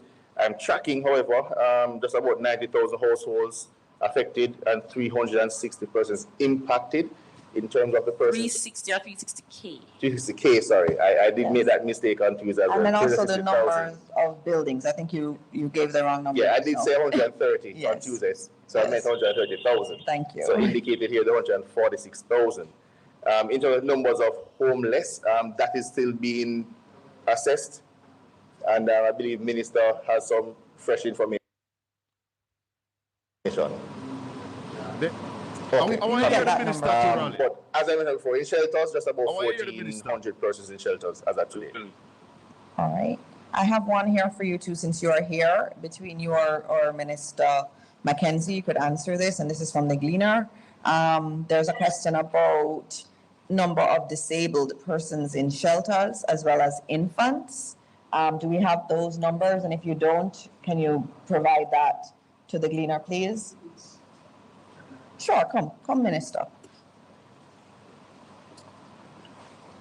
Good morning, everybody. I don't want to give the information which is incomplete. We have just completed the assessment. I just received the information, and I want to be sure before we put this information out. So this information will be provided as soon as we have gone through and have verified all the information that is presented here. So we have. Raleigh, why the minister would have the information in a manner and say him have to verify it first? Well, what I say still, you know, we're not going to not them too hard for nothing, because remember, all of the data we collect right now are preliminary data. So what I need for do I move fast up on the ground, but all of the data we get now about the extent of the damage and this and that are preliminary because of the lack of access and them not access the place quickly enough. So yeah, that we're not going to knock him out on that. But Yeah. don't you think by now, Raleigh, they should have people on the ground going to every Yeah, man, house? almost a month now, man. 3 weeks after, man. Yeah, man, the man move too slow, man. So if you have people on the ground, Raleigh, what we expect is not the complete numbers, you know. It's the numbers to date. This is where we are. The work continues. Well, all right. So, yeah, it was might say it wrong because when I'm saying preface it by saying that him have the data and no give out wrong data. What him could I say is that this is the number that we have to get preliminarily. Exactly. Exactly, because maybe the next 2 months before you complete and find Yeah, everybody. But yeah, man, him could have said preliminary data because everything we have right now are preliminary. Yeah, man. Because I am saying in terms of people on the ground, when I go down west, I ask the people, anybody come to you here to take your name? No. Yeah, man. That is the problem. Yeah, man, them need to move faster, man. You're right, man. Raleigh, how the government has been spending so far? What information do you have on government spending as it relates to the relief to date? We don't hear nothing yet, brother. We don't hear nothing. That is why the man them has said them want an epoch type committee to track them. We don't hear nothing. We don't hear nothing. That is why we have this controversy about the committee, which shouldn't be a controversy. We don't hear nothing. It's 18 days today since the hurricane. 18 days.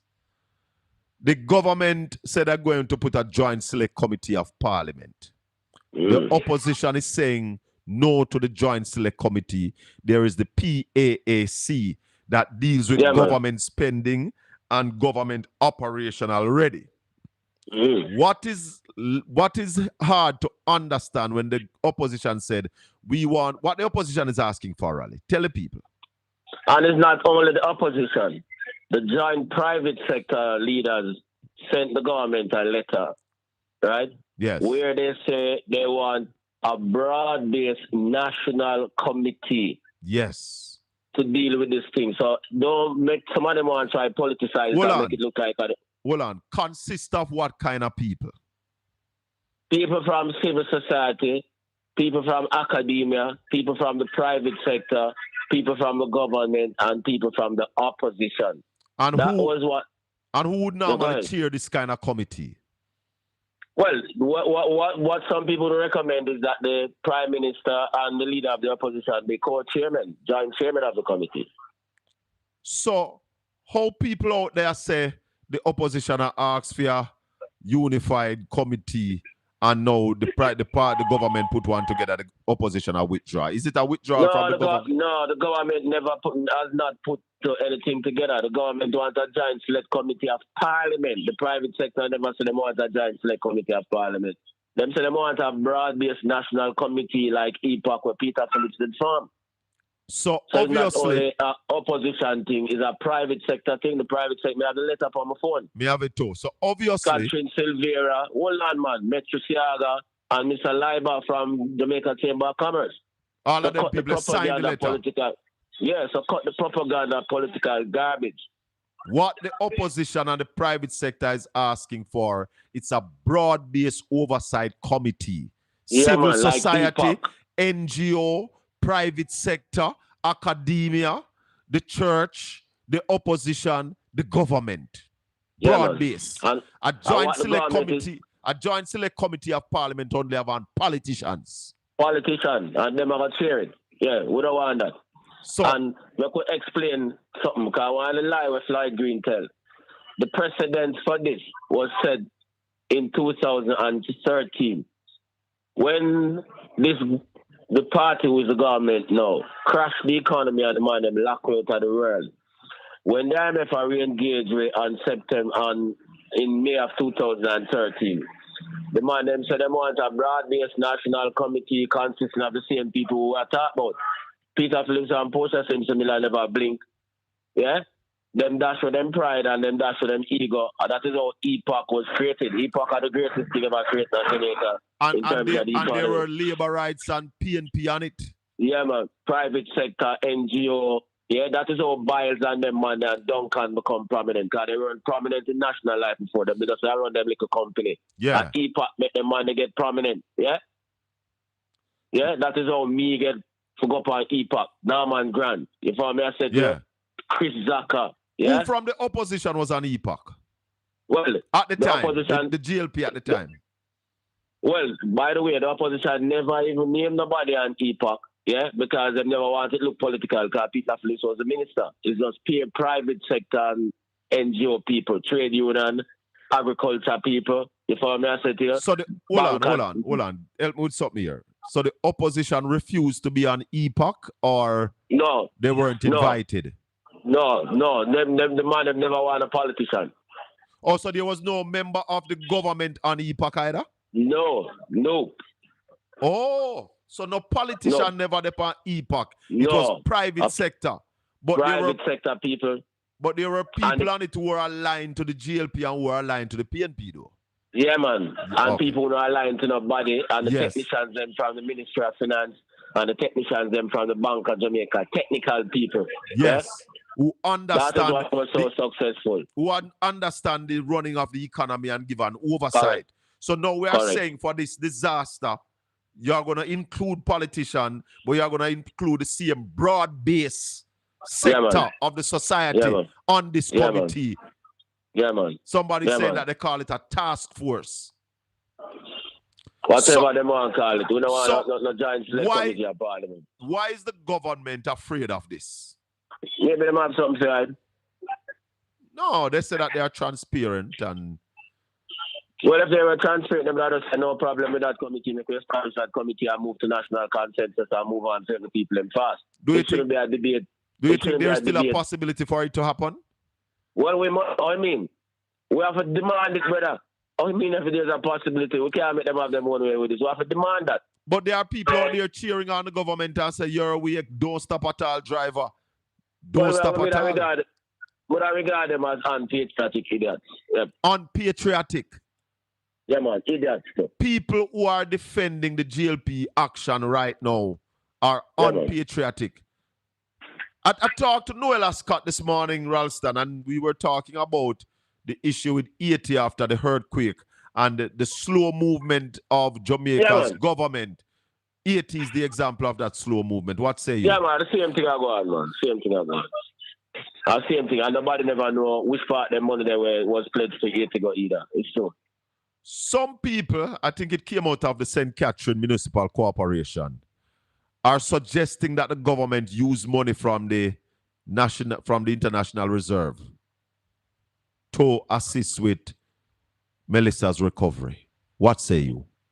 Listen, me hear man, and what I say, the way he talk with the level of arrogance, intelligence and match the level of arrogance. You can't use the Net International Reserve to do that. The Net International Reserve already under pressure. I think it was a PNP councillor said that in a rally.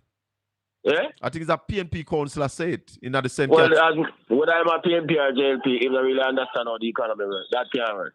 So you can't use nothing from the Net International Reserve to deal with fiscal accounts. No. The fixing up the thing is a fiscal matter. The reserves are already under pressure because we need to import more. So maybe not follow where I go under the economy. So whether I'm a PNP or JLP, when me hear it, I say, I want to be where they come from because I'm madness in my talk because the man them have to intervene heavily already with the reserves to prop up the dollar.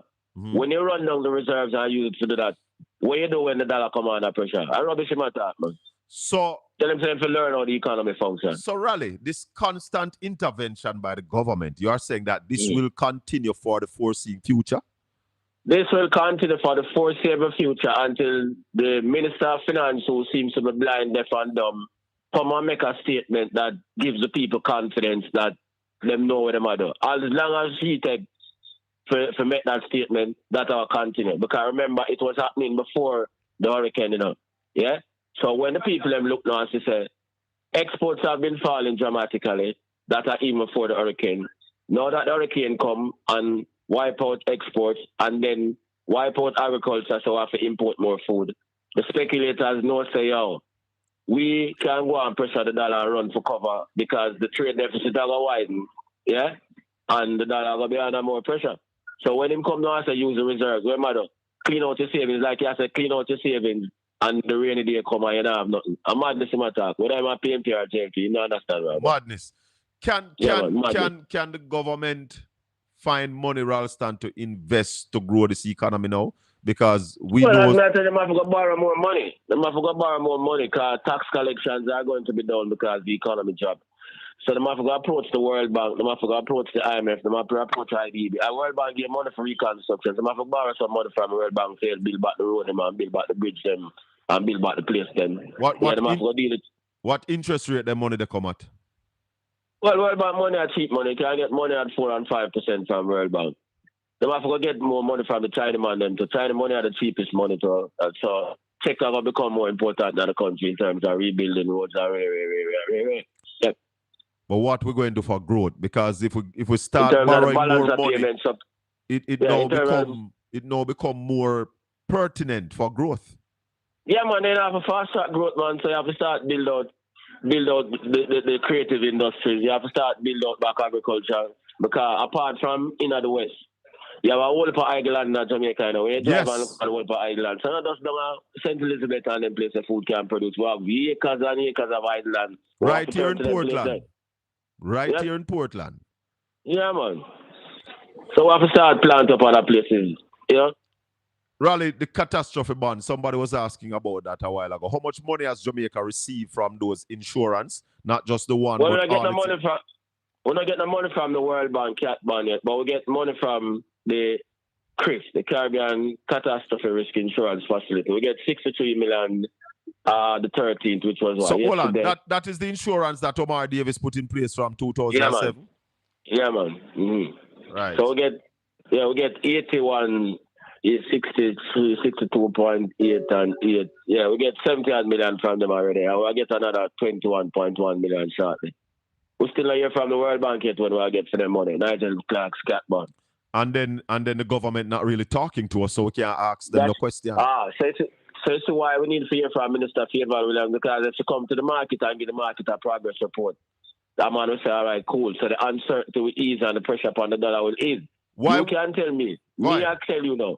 Name me another country in the world, yeah, where the economy suffers significant damage and the person who in charge of economy and finance not talk to the country for almost 3 weeks. Tell me another country in the world where that could happen.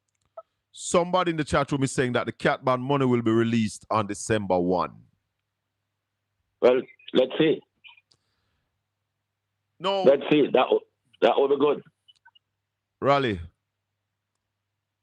you're saying that the minister should come and say something. That by itself can spur any confidence? Well, it depends on what you come and say.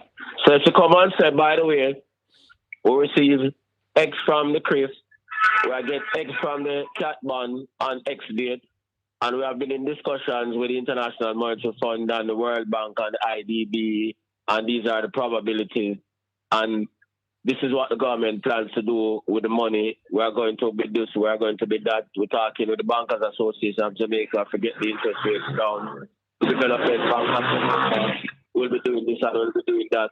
Then that would generate a greater sense of confidence. But when she's hiding in a tunnel, like you hear from the finance minister, that is like a joke. Everybody uncertain. So when man uncertain, man doesn't could just buy the US dollar. Why we not showing up at these press conferences, Raleigh? I don't get the invite. I'm trying to get an invite. But why you don't show up and ask some of the critical questions? Yeah, well, I'll tell you the truth. Me have a program where I deal with this thing for 20 odd years. See them press conferences, me just see them thing as a clown show. So I'm not really call them not ask nothing where me don't know or where them all tell me where me don't know. So I'm not really bother garden place. Okay. Trust me. I want to go because I want to ask some of the critical questions that most of the other people going there not asking. Yeah, man. Well, most of them people that them want to come to. Yeah? Yeah, because they don't want a body for ruffle. You know, they don't want a body for ruffle them feathers. You know, so them DJ and Jackson and Zara Burton. They don't want a body who have to ask nothing. They just want reporters who just report what them say. Can't work though. The fourth estate have to rise up now because we are in a dilemma. And like Dean Jackson Miller said, the best thing you can do for this country right now is demand accountability and transparency. Yeah, anybody who choose Jamaica right now must demand accountability and transparency and ensure. Go on them that unpatriotic. Unpatriotic.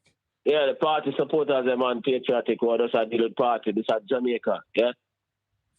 Finally, rally, Darrell Vaz and Buju. What do you think? What's going on there? Well, I don't know why I'm taking it so personal, but the point me I make, the comments that they think them they get sex to try and refute what Buju say is a very dangerous comment because me I say, as people on the ground, we don't want to be we don't want to be in a hypocrisy. We know say enough gun get washed away in the hurricane, right? And we know say you have man who are replenished, yeah? And man have them bread in a foreign. And we know say man I say, yo, thing free, you cannot send in anything. So we cannot send on a plane load and send some things though? Of course. And maybe that come already because then when him go telegraph to the public say we not search nothing. Yeah, it's a very bad message that. So one would be very obtuse or stupid to believe say you know have man out there who tell them birds and far and say, yo, send the thing them come now, because because all I think them watch it. Because we know say some of them thing they buried under in a tunnel in a drain, so we know that we're not fool. We know how Jamaica run. And some place pop down with some of them and dump them up. Some of them and them thing, yeah. And we know say them here and there get trouble. Yeah. So we know that. So when him say that, that's a very foolish statement. And maybe he need to think more before him talk. Yeah, because him have this bumptious way about him and arrogance where he talk things where him not check where him talk before him talk. All right, my brother. Thanks, Raleigh. No, but before I go, yes. I tell you, sir, watch my space next week because there's a certain man, yeah, the integrity boss, who said, boy, although I retire, when we look on the amount of follow I go on, coming to speak, me need to come say something. Yes, yeah? And him coming, so coming to your show. Yes, you watch my because I said this is the only show me can come to who understand about the economy. So you want to tell us which day? Which day? Tuesday morning. Tuesday morning, Power 106 FM between 9 o'clock and 11 o'clock. Real business with Dr. All right, the man who responsible put back Jamaica on the map after the destruction of 2012. Yeah. All right. So remember that. All right. Blessings, my brother. Yeah, man. Blessings. All right. Cool. Yes, man. Yeah, man. Yeah, man. Remember people. Tuesday morning. The man say, big man come talk to him about what is happening in Jamaica right now. 876-804-7072. Call me. What you think? Buju Banton or Darrell Vaz? Hello, good morning. Yes, good morning. Talk to me. I don't know if you remember Mama Pia Dogs, the opposition leader then, if he's a patriotic Jamaican or is an enemy of the state. She did, me remember that. Okay, all right. It's there. I just asked Simon this week here the very same question you asked Rasta now. Why can't the opposition invite himself to some of these press conferences? It's not proper for the opposition to go. They could, but it's not proper. No, I say invite himself. It's just to stand around and to, let his presence be seen. The government have to invite the opposition. The opposition can't impose themselves upon the government. One government at a time.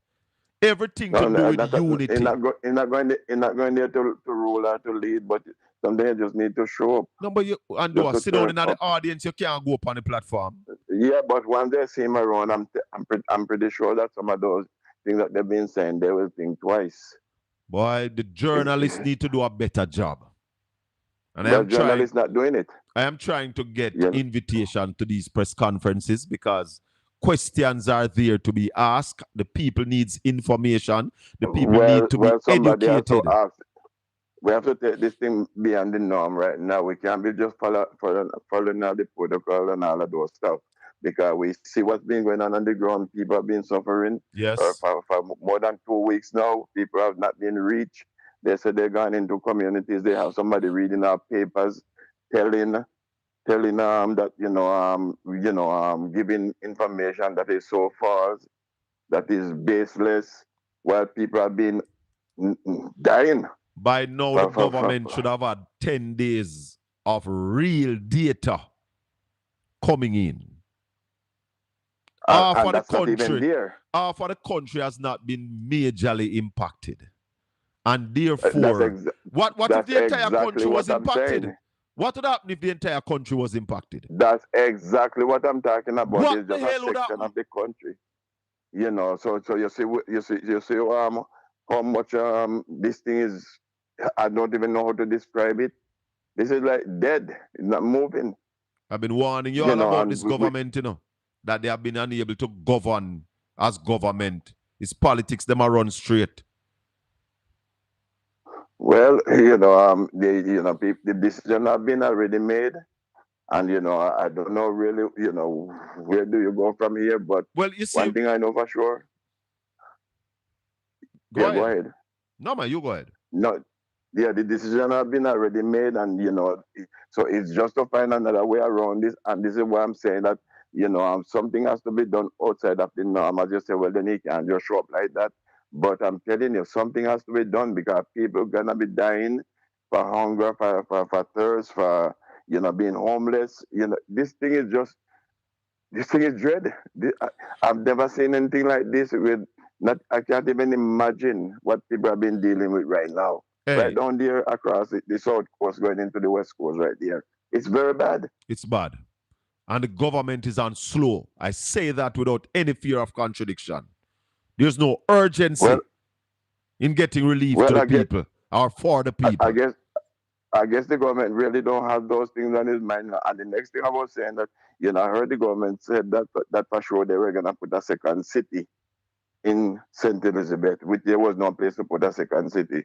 So I was just wondering if it just what he had said just came on time that the first one will be taken out to put the second one, if that's what he had meant. I hear your boss, man. I know. A serious argument. Thank you for the call. Yeah, man, not a problem. 876-804-7072. Bujo Bantan, Darrell Vaz. Somebody call JFF. Somebody call JFF to the front of the line. There's a serious issue that I have with JFF. Hold on, caller. I saw Jamaica play Trinidad and Tobago the other night. And I don't know if I'm alone see it. The fact that the Jamaica team went on the field and there was not a minute of silence for the people who lost their lives in the hurricane. We never see the Jamaica team wearing black armband, mourning those Jamaicans who were lost. Is it that the Jamaican football team lack national understanding, national pride? What is going on, JFF? How could you go out on the field anywhere in the world while we are struggling to recover from Hurricane Melissa? Over 45 persons confirmed dead. And we didn't get a minute of silence. And the team wear no black armband for those we lost in the hurricane. JFF, Jamaican government, make sure Tuesday at the stadium, it is done. On a lock-in, brother. On a lock-in leadership in this country. JFF. I never see it. If it happens, somebody please call me and tell me it happened. I will gladly apologize. I know I never see the black armband. And I try to catch a couple of the highlights where the team came on. So if there was a minute of silence at the Ainsley Crawford Stadium the other evening in the match, somebody please tell me. And tell me why the team did not wear black armband, mourning our brothers and sisters that was lost in the storm. Caller, thanks for the call. Go ahead. Hi, Colin. Sorry. I was your first caller today, but I'm just calling back. Quick question. Yeah? Yeah. Do you, as a broadcaster, do you use Starlink? No, I am not using Starlink. Right. Do you know if the Jamaican government has made a deal with Starlink? There are some Starlink coming into the island. I think the government announced about 600 from the government end. We know other people have been carrying Starlink to assist with connectivity down at the west. Right. Okay. The reason I'm just raising this point is that you're familiar with the Starlink and what's being said about it and so forth. Yeah. Okay. Because there's an initial cost. Yeah, to buy the equipment, the receiver, and etc. Yeah, and then there's a monthly subscription of about and it's $7,000. It's expensive, yes. Yeah. So whilst there is a lot floating in Jamaica, I mean, it may be that they have the first 30-day free, and then after that they're going to have to pay for it. Yeah. Of course, it's not going to be free. affordable to a lot of. It's not going to be affordable to a lot of Jamaicans. Well, at one point I was hoping to get a Starlink, but then I realized I had internet once I had electricity. And right through the storm, I have private backup, which really cost a lot, I can tell you. The cost was heavy. But once I hook up my current, I had my regular internet connection, and I want to thank Flow and Digicel. They've been up right through the storm in my neck of the woods. Yeah. So I never really find that need. But when I went down to the west and couldn't get connectivity, I said to myself, a Starlink could be critical. Yesterday, I heard Simon Croskill play a clip with the father of Elon Musk. And we're not interested after that. We're not interested. Okay. But once again, it goes back to the point that there was no plan because they knew they're going to lose power. Yeah. And comms is going to go down. There was no backup plan. I just wanted to raise that point. Okay. Thank you, Colin. Blessings. 876-804-7072. Jamaica Football Federation, I'm disappointed. Calling you out this morning. Yes, Colin, call them out. You're right, Colin. Me no see it. The government is snail crawling with this matter. Very snail. Very slow. The government has been moving. Let's go back to the line. Hello, good morning. Welcome to the Colin Bell Show. We're live on Portland Spice TV. If you have not yet subscribed to the channel, please subscribe, like, and share. Click the notification bell to ensure that whenever we are on, you're on. I am going to have a big show next week as well. Next week, Wednesday, we have a big guest coming. Go ahead, caller. Yes, Colin, good morning. Morning. Good afternoon. Yes. I want to address the water tanks. The water tanks, the government should have the government need to bring in ASAP 50 40-foot stainless steel water tanks in the country. You mean the trailer the trailer one them? Yeah, definitely. And they must be stainless steel because the one that they have on the island now is mild steel and it's nothing that can carry drinking water. I thought the one them will come from China? No, man, they use them on jar milk, man. Milk. They use them on jar milk. No, you mean the stainless steel one? Definitely, stainless steel. Yeah. Stainless steel tanks. You know what I mean? Because if you go open up schools, you need to have at least a tank at the school. Yeah, man. Every school must have some backup water supply. Definitely. So they need to be on ASAP 50 trailer. The long 40-foot trailer tank, the CNC tank in the country. You see, let me tell you something. I don't think, and sometimes it hurt me to say them things because it is true, but people want to politicize it. The government needs assistance. The government don't possess the capacity to deal with all the issues. And any government, anybody in power, would need assistance to deal with this. This is big enough. This is massive and could lead to the destruction of the country if we're not careful. They need to get they get money, insurance money. They need to get the minimum 50, 40-foot stainless steel tank on the island. And turn to the Jamaica Defense Force. Yeah, they can transport it, drop it off, and the water is treated for drinking. Yeah, man, I bring water from different parish that have good portable water because right now, and we've been saying it here on this channel, the contamination of the water down at west, the amount of animal that died that has not been removed. And Zara Burton says she see no drunk down there because the drunk them at Portland, no left Portland. I was in the valley the other day, and one of the clips that I showed, the amount of drunk we see up there. Yesterday, I see a fall get licked down up at Comfort Castle. Drunk crowd upon it right away. But them not down maybe enough not down at west to the amount of carcasses that are there. Yeah, it's Colin. The water, I say, it is mild steel water tanks. They're not supposed to be used as far as drinking water. Right. The stainless steel, the mild steel tank. They need to bring in at least 50 stainless steel tanks. That stainless steel is what you use to bring food, to use to draw milk. Yes. And draw water. All right, sir. Totally agree with you. Jamaican people are not animals. They are human beings, and they need to be treated like human beings.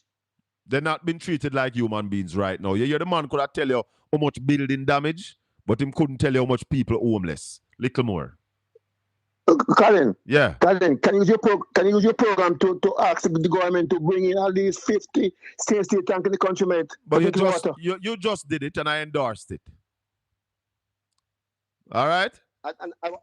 Yeah, okay, but I want to speak about agriculture. You know what I'm saying? Quickly.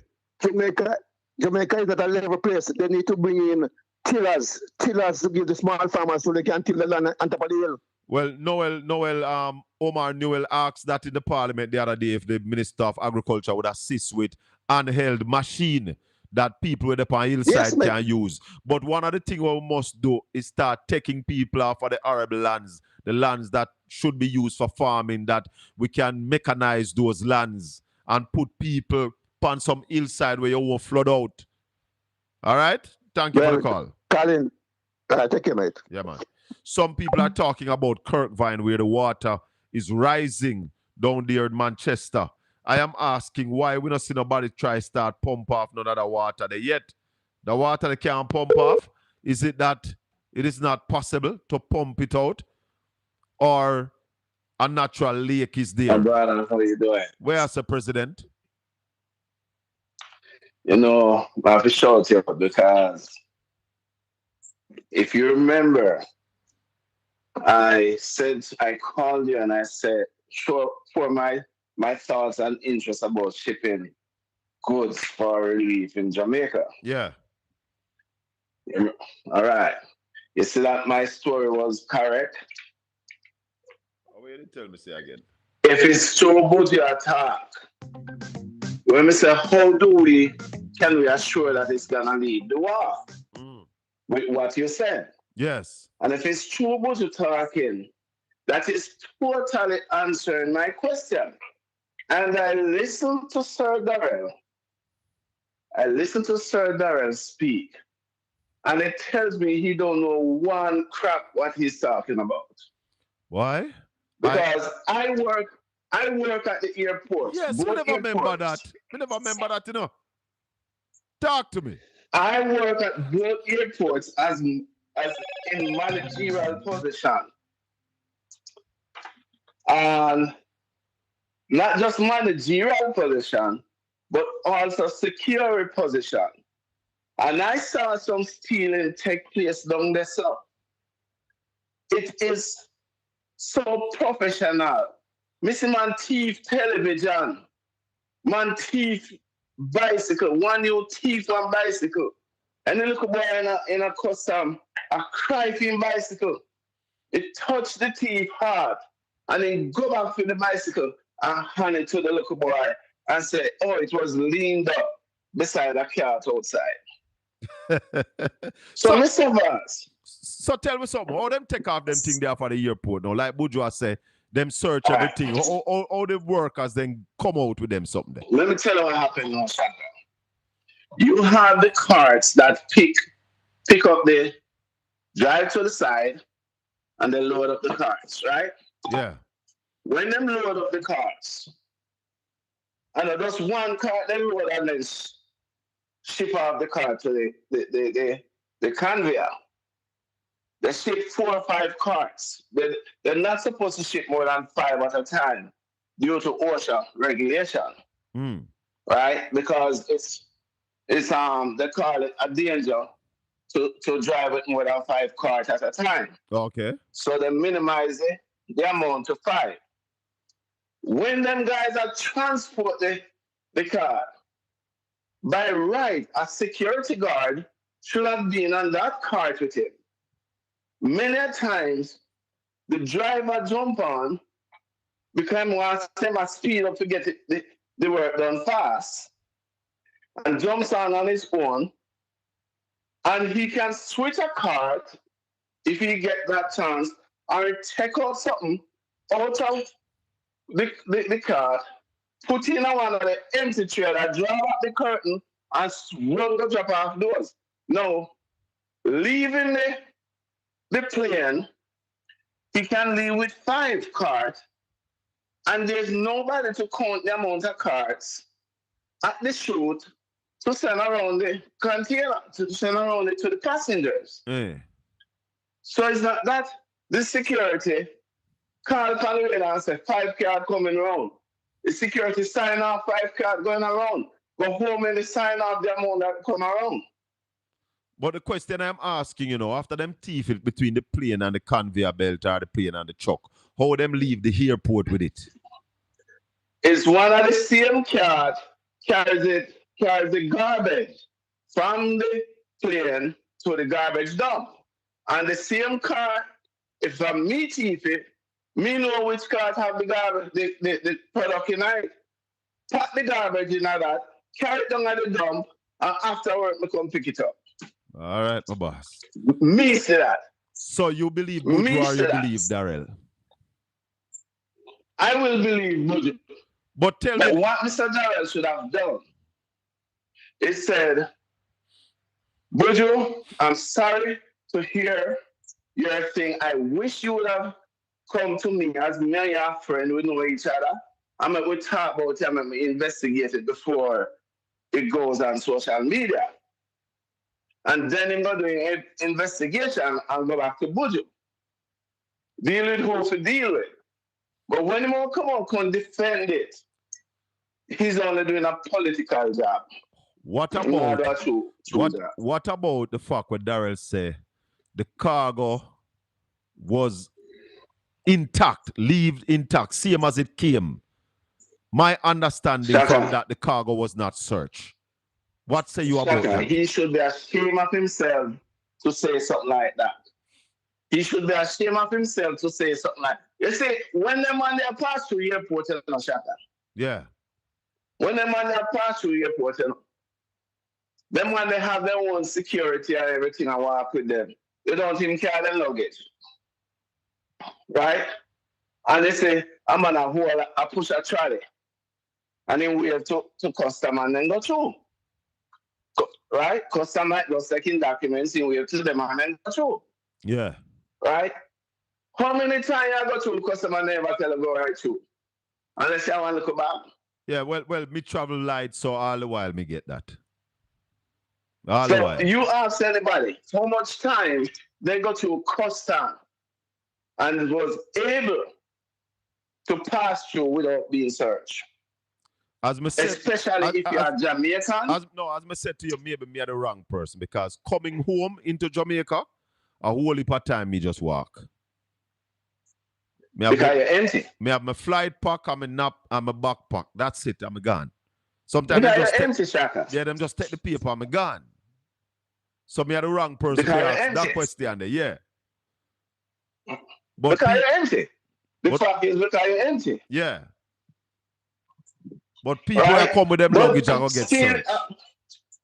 Yo, let me tell you something, man. Under normal circumstances and operation, a lot of things are being stolen at the airport. Much less when they have bulks of things coming in. And custom has so much on their hands to go through. Let me tell you something, brother. We hear that, and I am sure Darrell would have gotten complaint about that before. Darrell can't tell me say this is the first complaint. He might get have things been stolen at the airport. Because a big man I defend it because Buju come wide.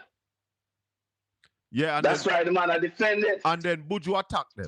You have to understand, because Buju say if the head of the stream dirty, we don't expect. Yes. And that man tell the man come wild. Yeah. Buju may take time with it. He can pissed off. No, him beat it hard. So he come very wild, Shaka. And I agree with Buju. In a sense, I agree to speak out. And this is one of the things that this government to try to silence people. So then vex say Buju speak. Because what I was gonna say to you, in a sense, I am happy that Buju showed it out because it only showed that him are one of the few who is not afraid to speak. And if it was an average man, talk, everybody that jumped on him throat. So this come to the fore. Thanks for the call, brother. And trust me, one thing before we run. Yeah. When I was said here, believe it or not, the more try to find a way to prosecute Buju because of his languages. Well, trust me. We are looking. Thanks. And the only reason why they might not do that is because it might escalate the whole condition more. Yeah. So they might say, let it go on. Yeah. But they won't try to get Buju because Buju can't them down. All right, brother. My brother, we'll talk. We'll talk. 876-804-7072. Buju Banton said his things were stolen. And then one of the things I'm missing now, a whole heap of people say stove can't hold in a barrel. So hold on, you don't know about tabletop stove? You have 1 burner tabletop stove. You have 2 burner tabletop stove. You have 4 burner tabletop stove. You have all kind of tabletop stove. You can't barrel with all 3 stove in it. What is wrong with you people? You're not just showing up on a lack of critical thinking. Go ahead, caller. Morning, Mr. Bear. Yes, sir. Blessings. What you do? What they are doing? Boy, I'm there, you know. Boy, I don't know if you read your comment section some of the time, but if you ever see a name pop up in a name Jankra, me this. Are you then you don't always say no? Hold on. Me I tell people say I tell people that this a Jankra and I eat dead meat. Listen, man, this a Jankra and I eat dead meat. Tell her. Watch this. All right. Watch this. Yes. I am a Jamaican first. Yes. You understand? I don't call myself a comrade. I don't too like that term there. I'm a socialist. Okay. I know you listen to Super Cat, so you know when Super Cat talk. Yes, man. Super Cat tell us straight. Super Cat are my DJ. All right. What am I DJ? But listen to me. How is it? I know you're not gonna agree with me still. You know? I regularly see people the opposition in a parliament. Yeah, you have a particular member there where always a smile up with the governing members. I don't know how you can find it in this time to be smiling and cracking jokes. I'm not gonna call him name. Okay. I'm not gonna call him name. All right. You understand? Yeah. But if the opposition now wake up and say Andrew Holness is a mass manipulator, yeah, man, then I can tell you, Shaka, the opposition, People's National Party, will never see governance again in Jamaica. I can't tell you that straight. Because what Andrew Holness is doing, he's making these grand speeches in public and in parliament, announcements, saying that there will be this large collaboration between the People's National Party, the opposition, and members of the private sector. But yet still, his actions say it's different. Mm-hmm. You understand what I say? Yes. And then, at the same time, them a laugh upon a smile up with this money. All this money I go around do, is with him campaign team, and him PR team, I try and make it look like same I do something, talking to the Prime Minister. And that's all him doing. I see him do a sit down with name Ramesh. Yes, yes. In this day and age, in this time where Jamaica face one of the largest devastation. You understand? This hurricane category for this largest devastation on this scale. The Prime Minister find him time to sit down, a crack a smile and a crack jokes with Ramesh. But I am a bit disappointed in Ramesh because I know Ramesh would have seen the suffering down there. And Ramesh, would I expect Ramesh to tell him and say, yo, I see people asleep out the door. I see people know what's going on. You know? It make it sound too all right. Then I tell him, man. And this is where the problem is with people who are cheering on this lackluster response to people who are suffering.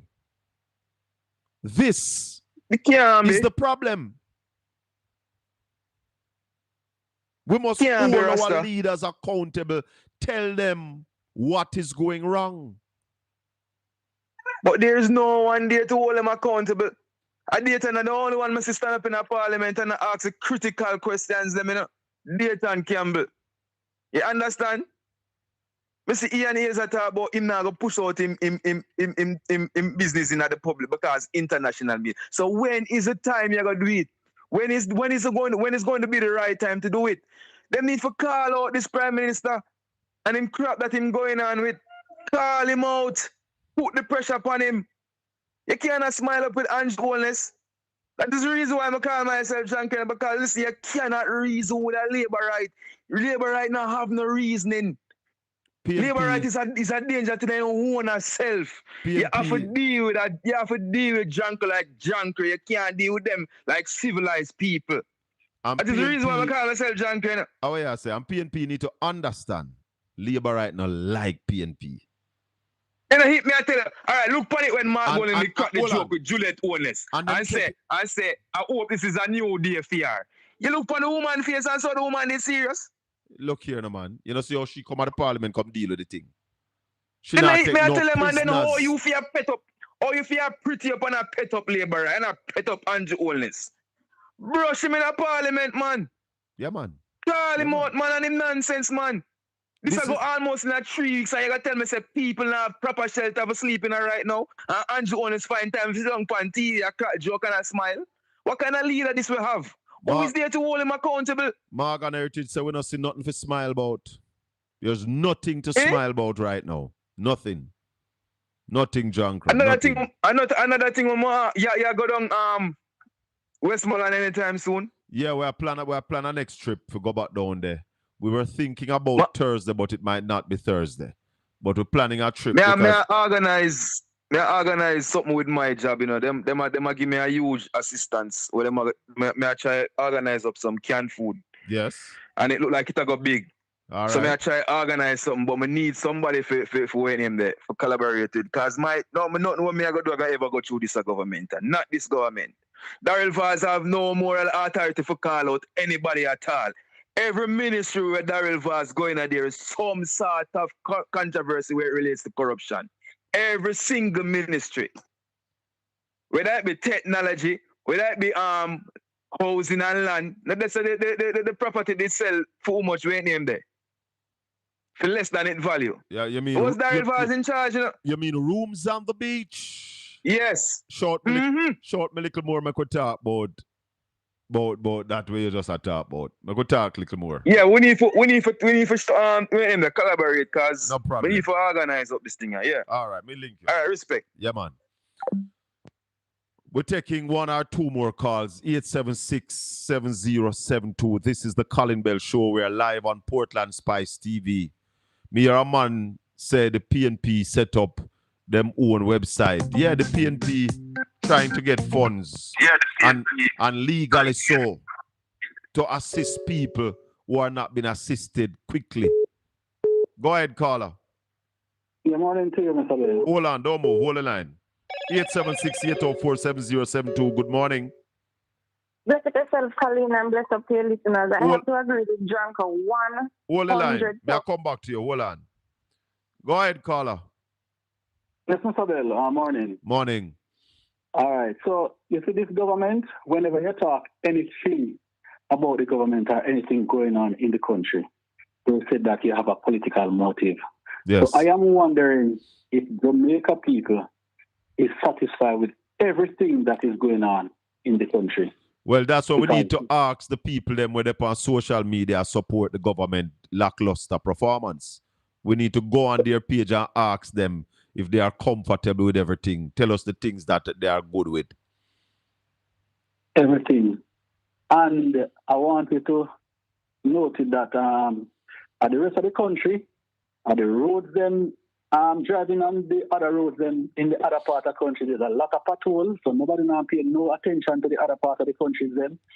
So it's like frustration in the west, but persons in the east and north, I really get frustrated because driving on these roads every day is a lot of patrols, and it's just frustrating when you drive, you have to swing and you understand? So nobody now pay attention. So everybody stop doing work. Everybody stop doing work. And the artists, them and the social media person, them are the government work. Yes. All the government do, I collect the money and I hide it from the people. Them. Hey, what would happen if the entertainers and the bloggers and the broadcasters them never go down there and I help all the people? What would that really happen? Boy, I don't know. What would really happen? That is the reason why people have said it go. The Prime Minister to give Ramesh the Prime Minister. They say Ramesh the Prime Minister? Yes, because of him are doing work. Exactly. A whole part of people are doing the work still, but the government have to get up off of them laurels. Take some advice if them don't have the plan, the vision, how to deal with this disaster. Delay is danger, Mr. Prime Minister. Delay is danger to all the supporters of the Jamaica Labour Party. People are suffering down in Westmoreland, St. Elizabeth, Hanover, Trelawney, St. James, Manchester, and other places. All right, my brother. Thanks for the call. Yes, man. Keep up a good work. Yes, my lady. Good morning and welcome to Portland Spice TV. Go ahead. Yes, Colin, big up yourself. I was saying that I agree with Dranko 100,000%. Every time we watch the parliament happen, we see the PNP people them smile up and laugh up. We don't want to laugh up. It business is serious from long time and it's even more serious now. And then them, oh, thank you, Minister, for your state. Not thank nobody for nothing. Because I'm not even doing a good job and them collect so much money. What is this about thank you, Minister, for your statement or congratulating the minister? Man, don't drop that rubbish. It is disgusting. It is disgusting. They need to stop it. Al Damon Crawford, I expect so much better from Damon Crawford every time get him out. And it's not funny, Damien. And the rest of them, well, it's not funny. They need to stop it. We're calling on the opposition members of parliament to cut the crap about congratulating minister and thanking minister for them statement. Go in at the thing and deal with them money are rough and tough. No laughing. You said we are not the same. So you must shun the very appearance of evil. When you look across there, you must see these people for who they are. And not did they smile about. Hold on, caller. Hello, good morning. Welcome to the Colin Bell Show. Yeah, good morning, Colin. Hold the line for me. I'm coming back to you. Yes, madam. Go ahead. Go ahead. Yeah, so they need to stop it. You don't like see it a serious time. Them can't even ask a proper question, and them not try to stop them. So them need to come out more militant now. Them come out and we the public we don't like it. And like what Dranko said, if them keep it up, then better get comfortable on that side of parliament. It's just like that. Thank you for the call. Big up. Go ahead, sir. Yeah, good morning, Colin. Morning. Morning. Welcome to the show. Yeah, man. I just want to endorse for that Virgin just a while ago. Sound like a sister to me. Hello? Sounds like a sister to me, or is Dranko you talk about? Yeah, man. Dranko. Oh, okay. Yeah, man. I just got to endorse what he's saying. Yeah, I'm a bit. I don't like how the opposition follow back Andrew Wallace and a fall in line. Yeah. We need some militancy and step out from what he's saying. Cause look, what Mark Golden don't realize, what he's trying to do. Nobody now support him. Now support him if he court against Andrew Wallace and in policy them. I'll support him, and a neutral, I'll support him right now. So he need to do what he need to do and call out Andrew Wallace and thing. I said it from the first sitting of the parliament when it was obvious that the opposition was trying to toe the line for people to say that they are not politicizing the issue. I am saying that there's no line there to toe when people are suffering. Go to the parliament, speak the truth and nothing but the truth, so help me God. Show the plight of the people and defend the Jamaican people. Let Vaz defend the system and you defend the people of Jamaica. Of course, because Vaz might defend the system, man. Yes, and man. I defend the people of Jamaica, man. And Margot and Vaz need to be heard and those things. You know see it? Yes, I. My goal, because listen to me, I don't expect the person down in the west will get damaged, you know. But my goal in and brother, we can talk. If we talk then to people, they might not wash no face. But the people them from down at the west should be hungrier down there, because I know that they are down there with the people every day, seeing the suffering of the people first and up front, and the government not listening. When the PNP did their press conference, Alfred Dawes talk about the breakout of diseases and all kind of sickness, and now we are talking about leptospirosis. We don't know nobody where the government evacuate from out of the area yet. In fact, they don't know how many people are homeless to date. What rubbish. Fine. But brethren, man, need to get up and talk. And listen to me. No, Michael Mann is student, and Michael Mann talk against USA. Moses Andrew won this. So man, get up and talk and not wash no face and let it fall away there. Well, as I tell you, Wednesday evening, listen out, Wednesday evening, we have a big interview Wednesday evening, and we have to put these things on the table. All right, sir? Thanks for the call. Brethren, agree me on the pen, but then not talk what stuff. Politics are politics. I have to defend the people then. Yes, man. Chaka. Rough time, winner. Blessings. So, that's been a good morning. Want to thank Butch Ascot for the time spent with us this morning. I want to talk about a couple of things before we go. We did a video saying that we say it on the show and we cut the clip, that the government must assist all the people if they can. What is the government's role and responsibility? We see a lot of vloggers trying to defend the government, that the government can't build back house for everybody. What I talk about? The government ought to. In fact, this government signed on to a treaty called Universal Declaration of Human Rights. And the UN said everybody who sign on to the treaty must ensure that people have housing. Yes, Jamaica is a signatory to the Universal Declaration of Human Rights and has repeatedly affirmed its commitment to this principle it upholds. As a member of the United Nations, Jamaica stated its declaration to the ideals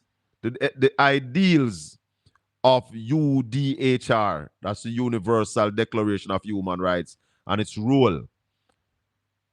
Now, what that means is that the Jamaican government said to the UN that they must deal with housing for people.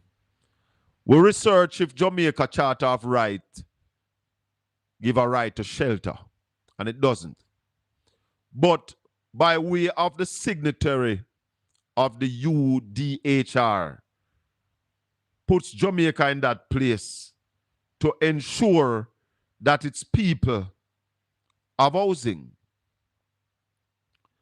So,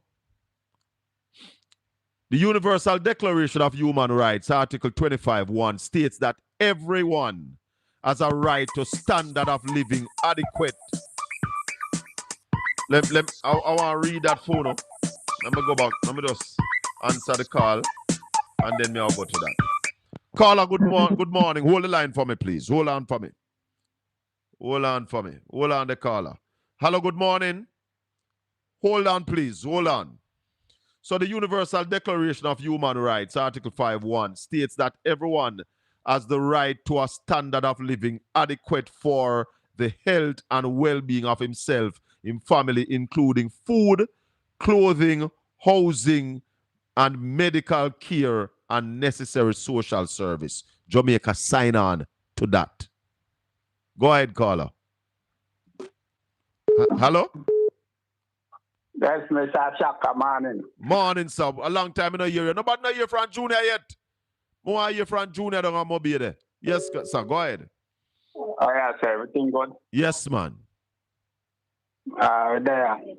So we in a food crisis now. We in a food crisis. Yeah. Yeah, man. We've been talking about food security. Universal now. Well, what we gonna do?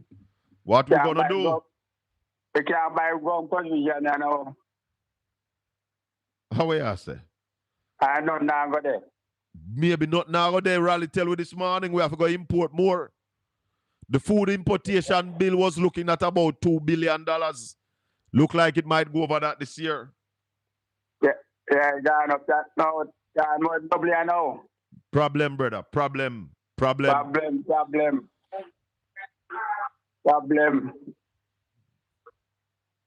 Economy can recover for now. Well, I think it is possible if we do the right things, but are we gonna do the right things? No, but they're not do the right thing neither. Them not do the right thing. That's what I said. That's why I worry if we're gonna do the right thing, because Jamaica is poised for takeoff. We still can take off. We can get opportunity out of this disaster. Will we take these opportunities? But saying they were gone, but a man can come good evening. But them have a next one we said never too late for a shower or rain. Nah, I mean, I have a plan for that, you know. Well, we have to put things in place. Where there is no vision, the people perish. Jamaica needs a visionary leader, an inspired leader. That's what we need right now. Oh, God help us. God help us. Little more we are running here. I'm ready. Yeah, man. Yes, Carla. Oh, Lord. Sorry, my bad. Sorry, Carla. I end up cutting you off, trying to reconnect you. So, we have to do the right things. We're getting off here at 12 o'clock, you know. Sorry about that, Carla. My bad. Go right ahead. Okay. Yes, sir. Morning. Good work you're doing, you know. Thank you very much. See what John was saying. Yeah, man. Me neutral. I don't have a party. But when me looking at power going at the country before the election. Over the other, though. No, you prefer one over the other. No. Not Jamaican, no neutral. So. They might not vote, you might not participate, but you have your preferred one. Well, I want to tell when me talk about no, I say this to my friends, me vote the 2 times for Andrew, the first 2 times. Oh yeah? And when we talk against him, people still I say, then if I said, but me vote for the man 2 times. I mean, if we can't talk about. Yeah, those are the dumb labor rights who believe that once you vote for the man, him own you. No. I like Jamaicans like that who are ready to vote for a reason.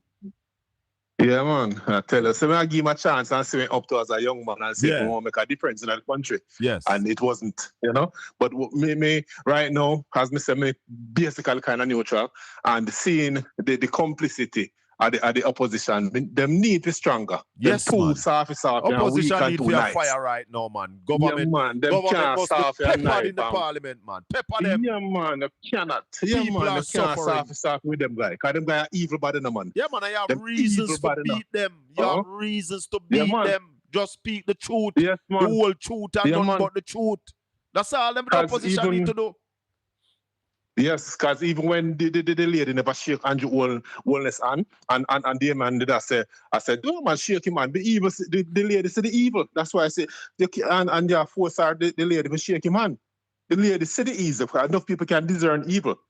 You can't force her because she knows she's an evil person. I wouldn't shake him, man. No. You know, them something there. We can't play. What? That's my little piece. Good work. Thanks, brother. Thanks. Yes, man. That was the final call. I'm not taking any more calls.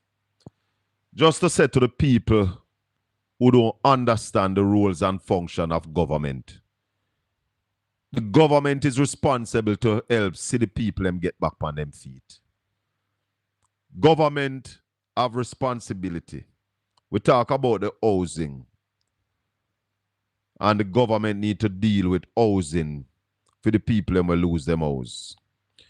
The rules and responsibility of a democratic government to serve the will and interests of the people by protecting their rights, maintaining order through the rule of law, and provide for the general welfare of society, while all the while remaining accountable and transparent in its actions.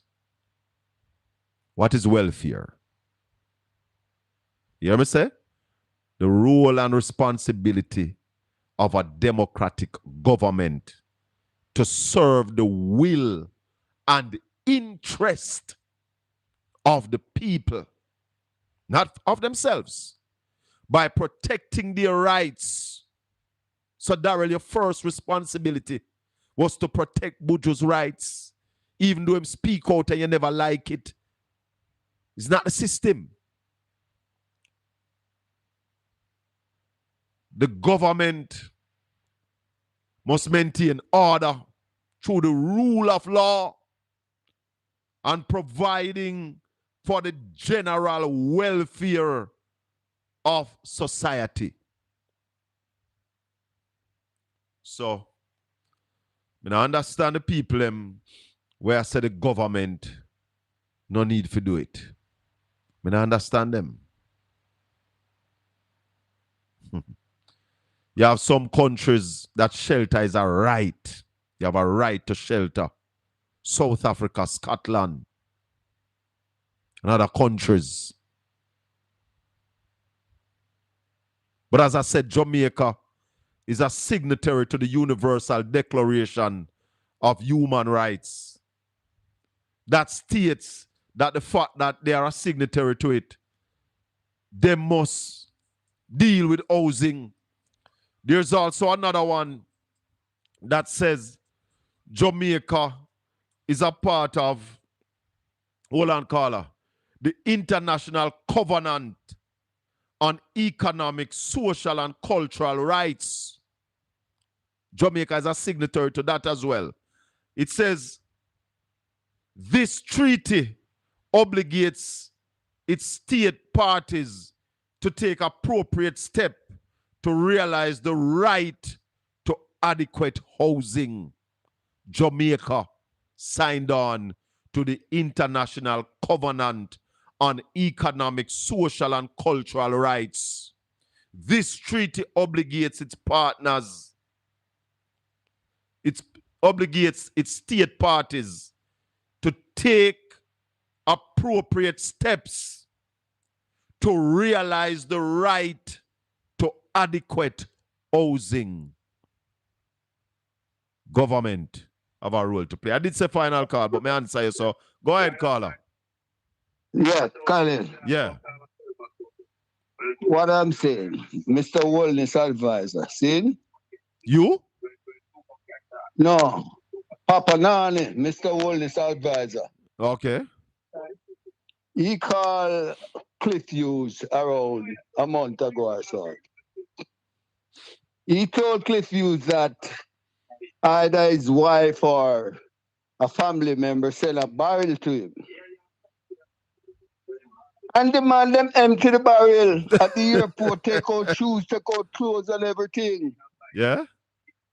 Top labor right, you know. Yeah? And then the year after, the same Papa Nani, I criticized Bush Banton and say, man, Bush Banton used to milk cow. So what's wrong with that? Nothing wrong with that. I don't know what's wrong with that, you know. Him and Bush Banton used to milk cow, and Mr. used to call Bush Banton and hot him Bush Banton. Let him know him Papa Nani. So these guys, man, when you hear these guys is talking bullshit, these things is happening long time ago. Long time. Long and time. they get busted now. Long time, brother. Respect here. And I want to tell you. Go ahead. And I want to tell you. And you all this is the most richest man because just one of them there and beat up Bill Gates and Bill Gates Bill plane. And you only pass him with him richness. So me don't know that. You must know what's going on. All right, brother. Respect and thanks. Talk to you, man. That was the final call. Seek wisdom. Seek knowledge. Or get wisdom and get knowledge. But in all you're getting, get understanding. Almighty God, we pray for wisdom, knowledge, and understanding of most things. Understanding. So that we can understand complex matters. Some people don't understand complex matters. And I suggest that it is better you keep your mouth shut if you don't understand a matter. Hold a stove can hold in a barrel. When you're shipping on your private, when you're shipping private cargo, a whole heap of things can left under the manifest. Have you ever off the manifest? Have you ever think that maybe because some of the stuff them not upon the manifest, the man them thief them? All of that can happen. Buju said they were at the airport for over 7 hours. The cargo went into a space that they had no sight of it for a while. Darrell Vaz said that the cargo went from the plane to a truck, undisturbed, intact as they came. It is scary to think that relief cargoes are coming into Jamaica and are not being searched by the relevant authority. That is cause for concern. And we call on the authorities to make sure that anything coming in the island is checked. Bring in more staff. Bring in more people over time to check the cargo. But the cargo can't just come and leave and go. This is still Jamaica. May the good Lord continue to bless and keep you. Make his face shine upon you and be gracious unto you. The Lord lift up his light and give you his peace until we meet again Monday. And as we say, we have a big show, big guests for Wednesday. Blessings, my people. One love.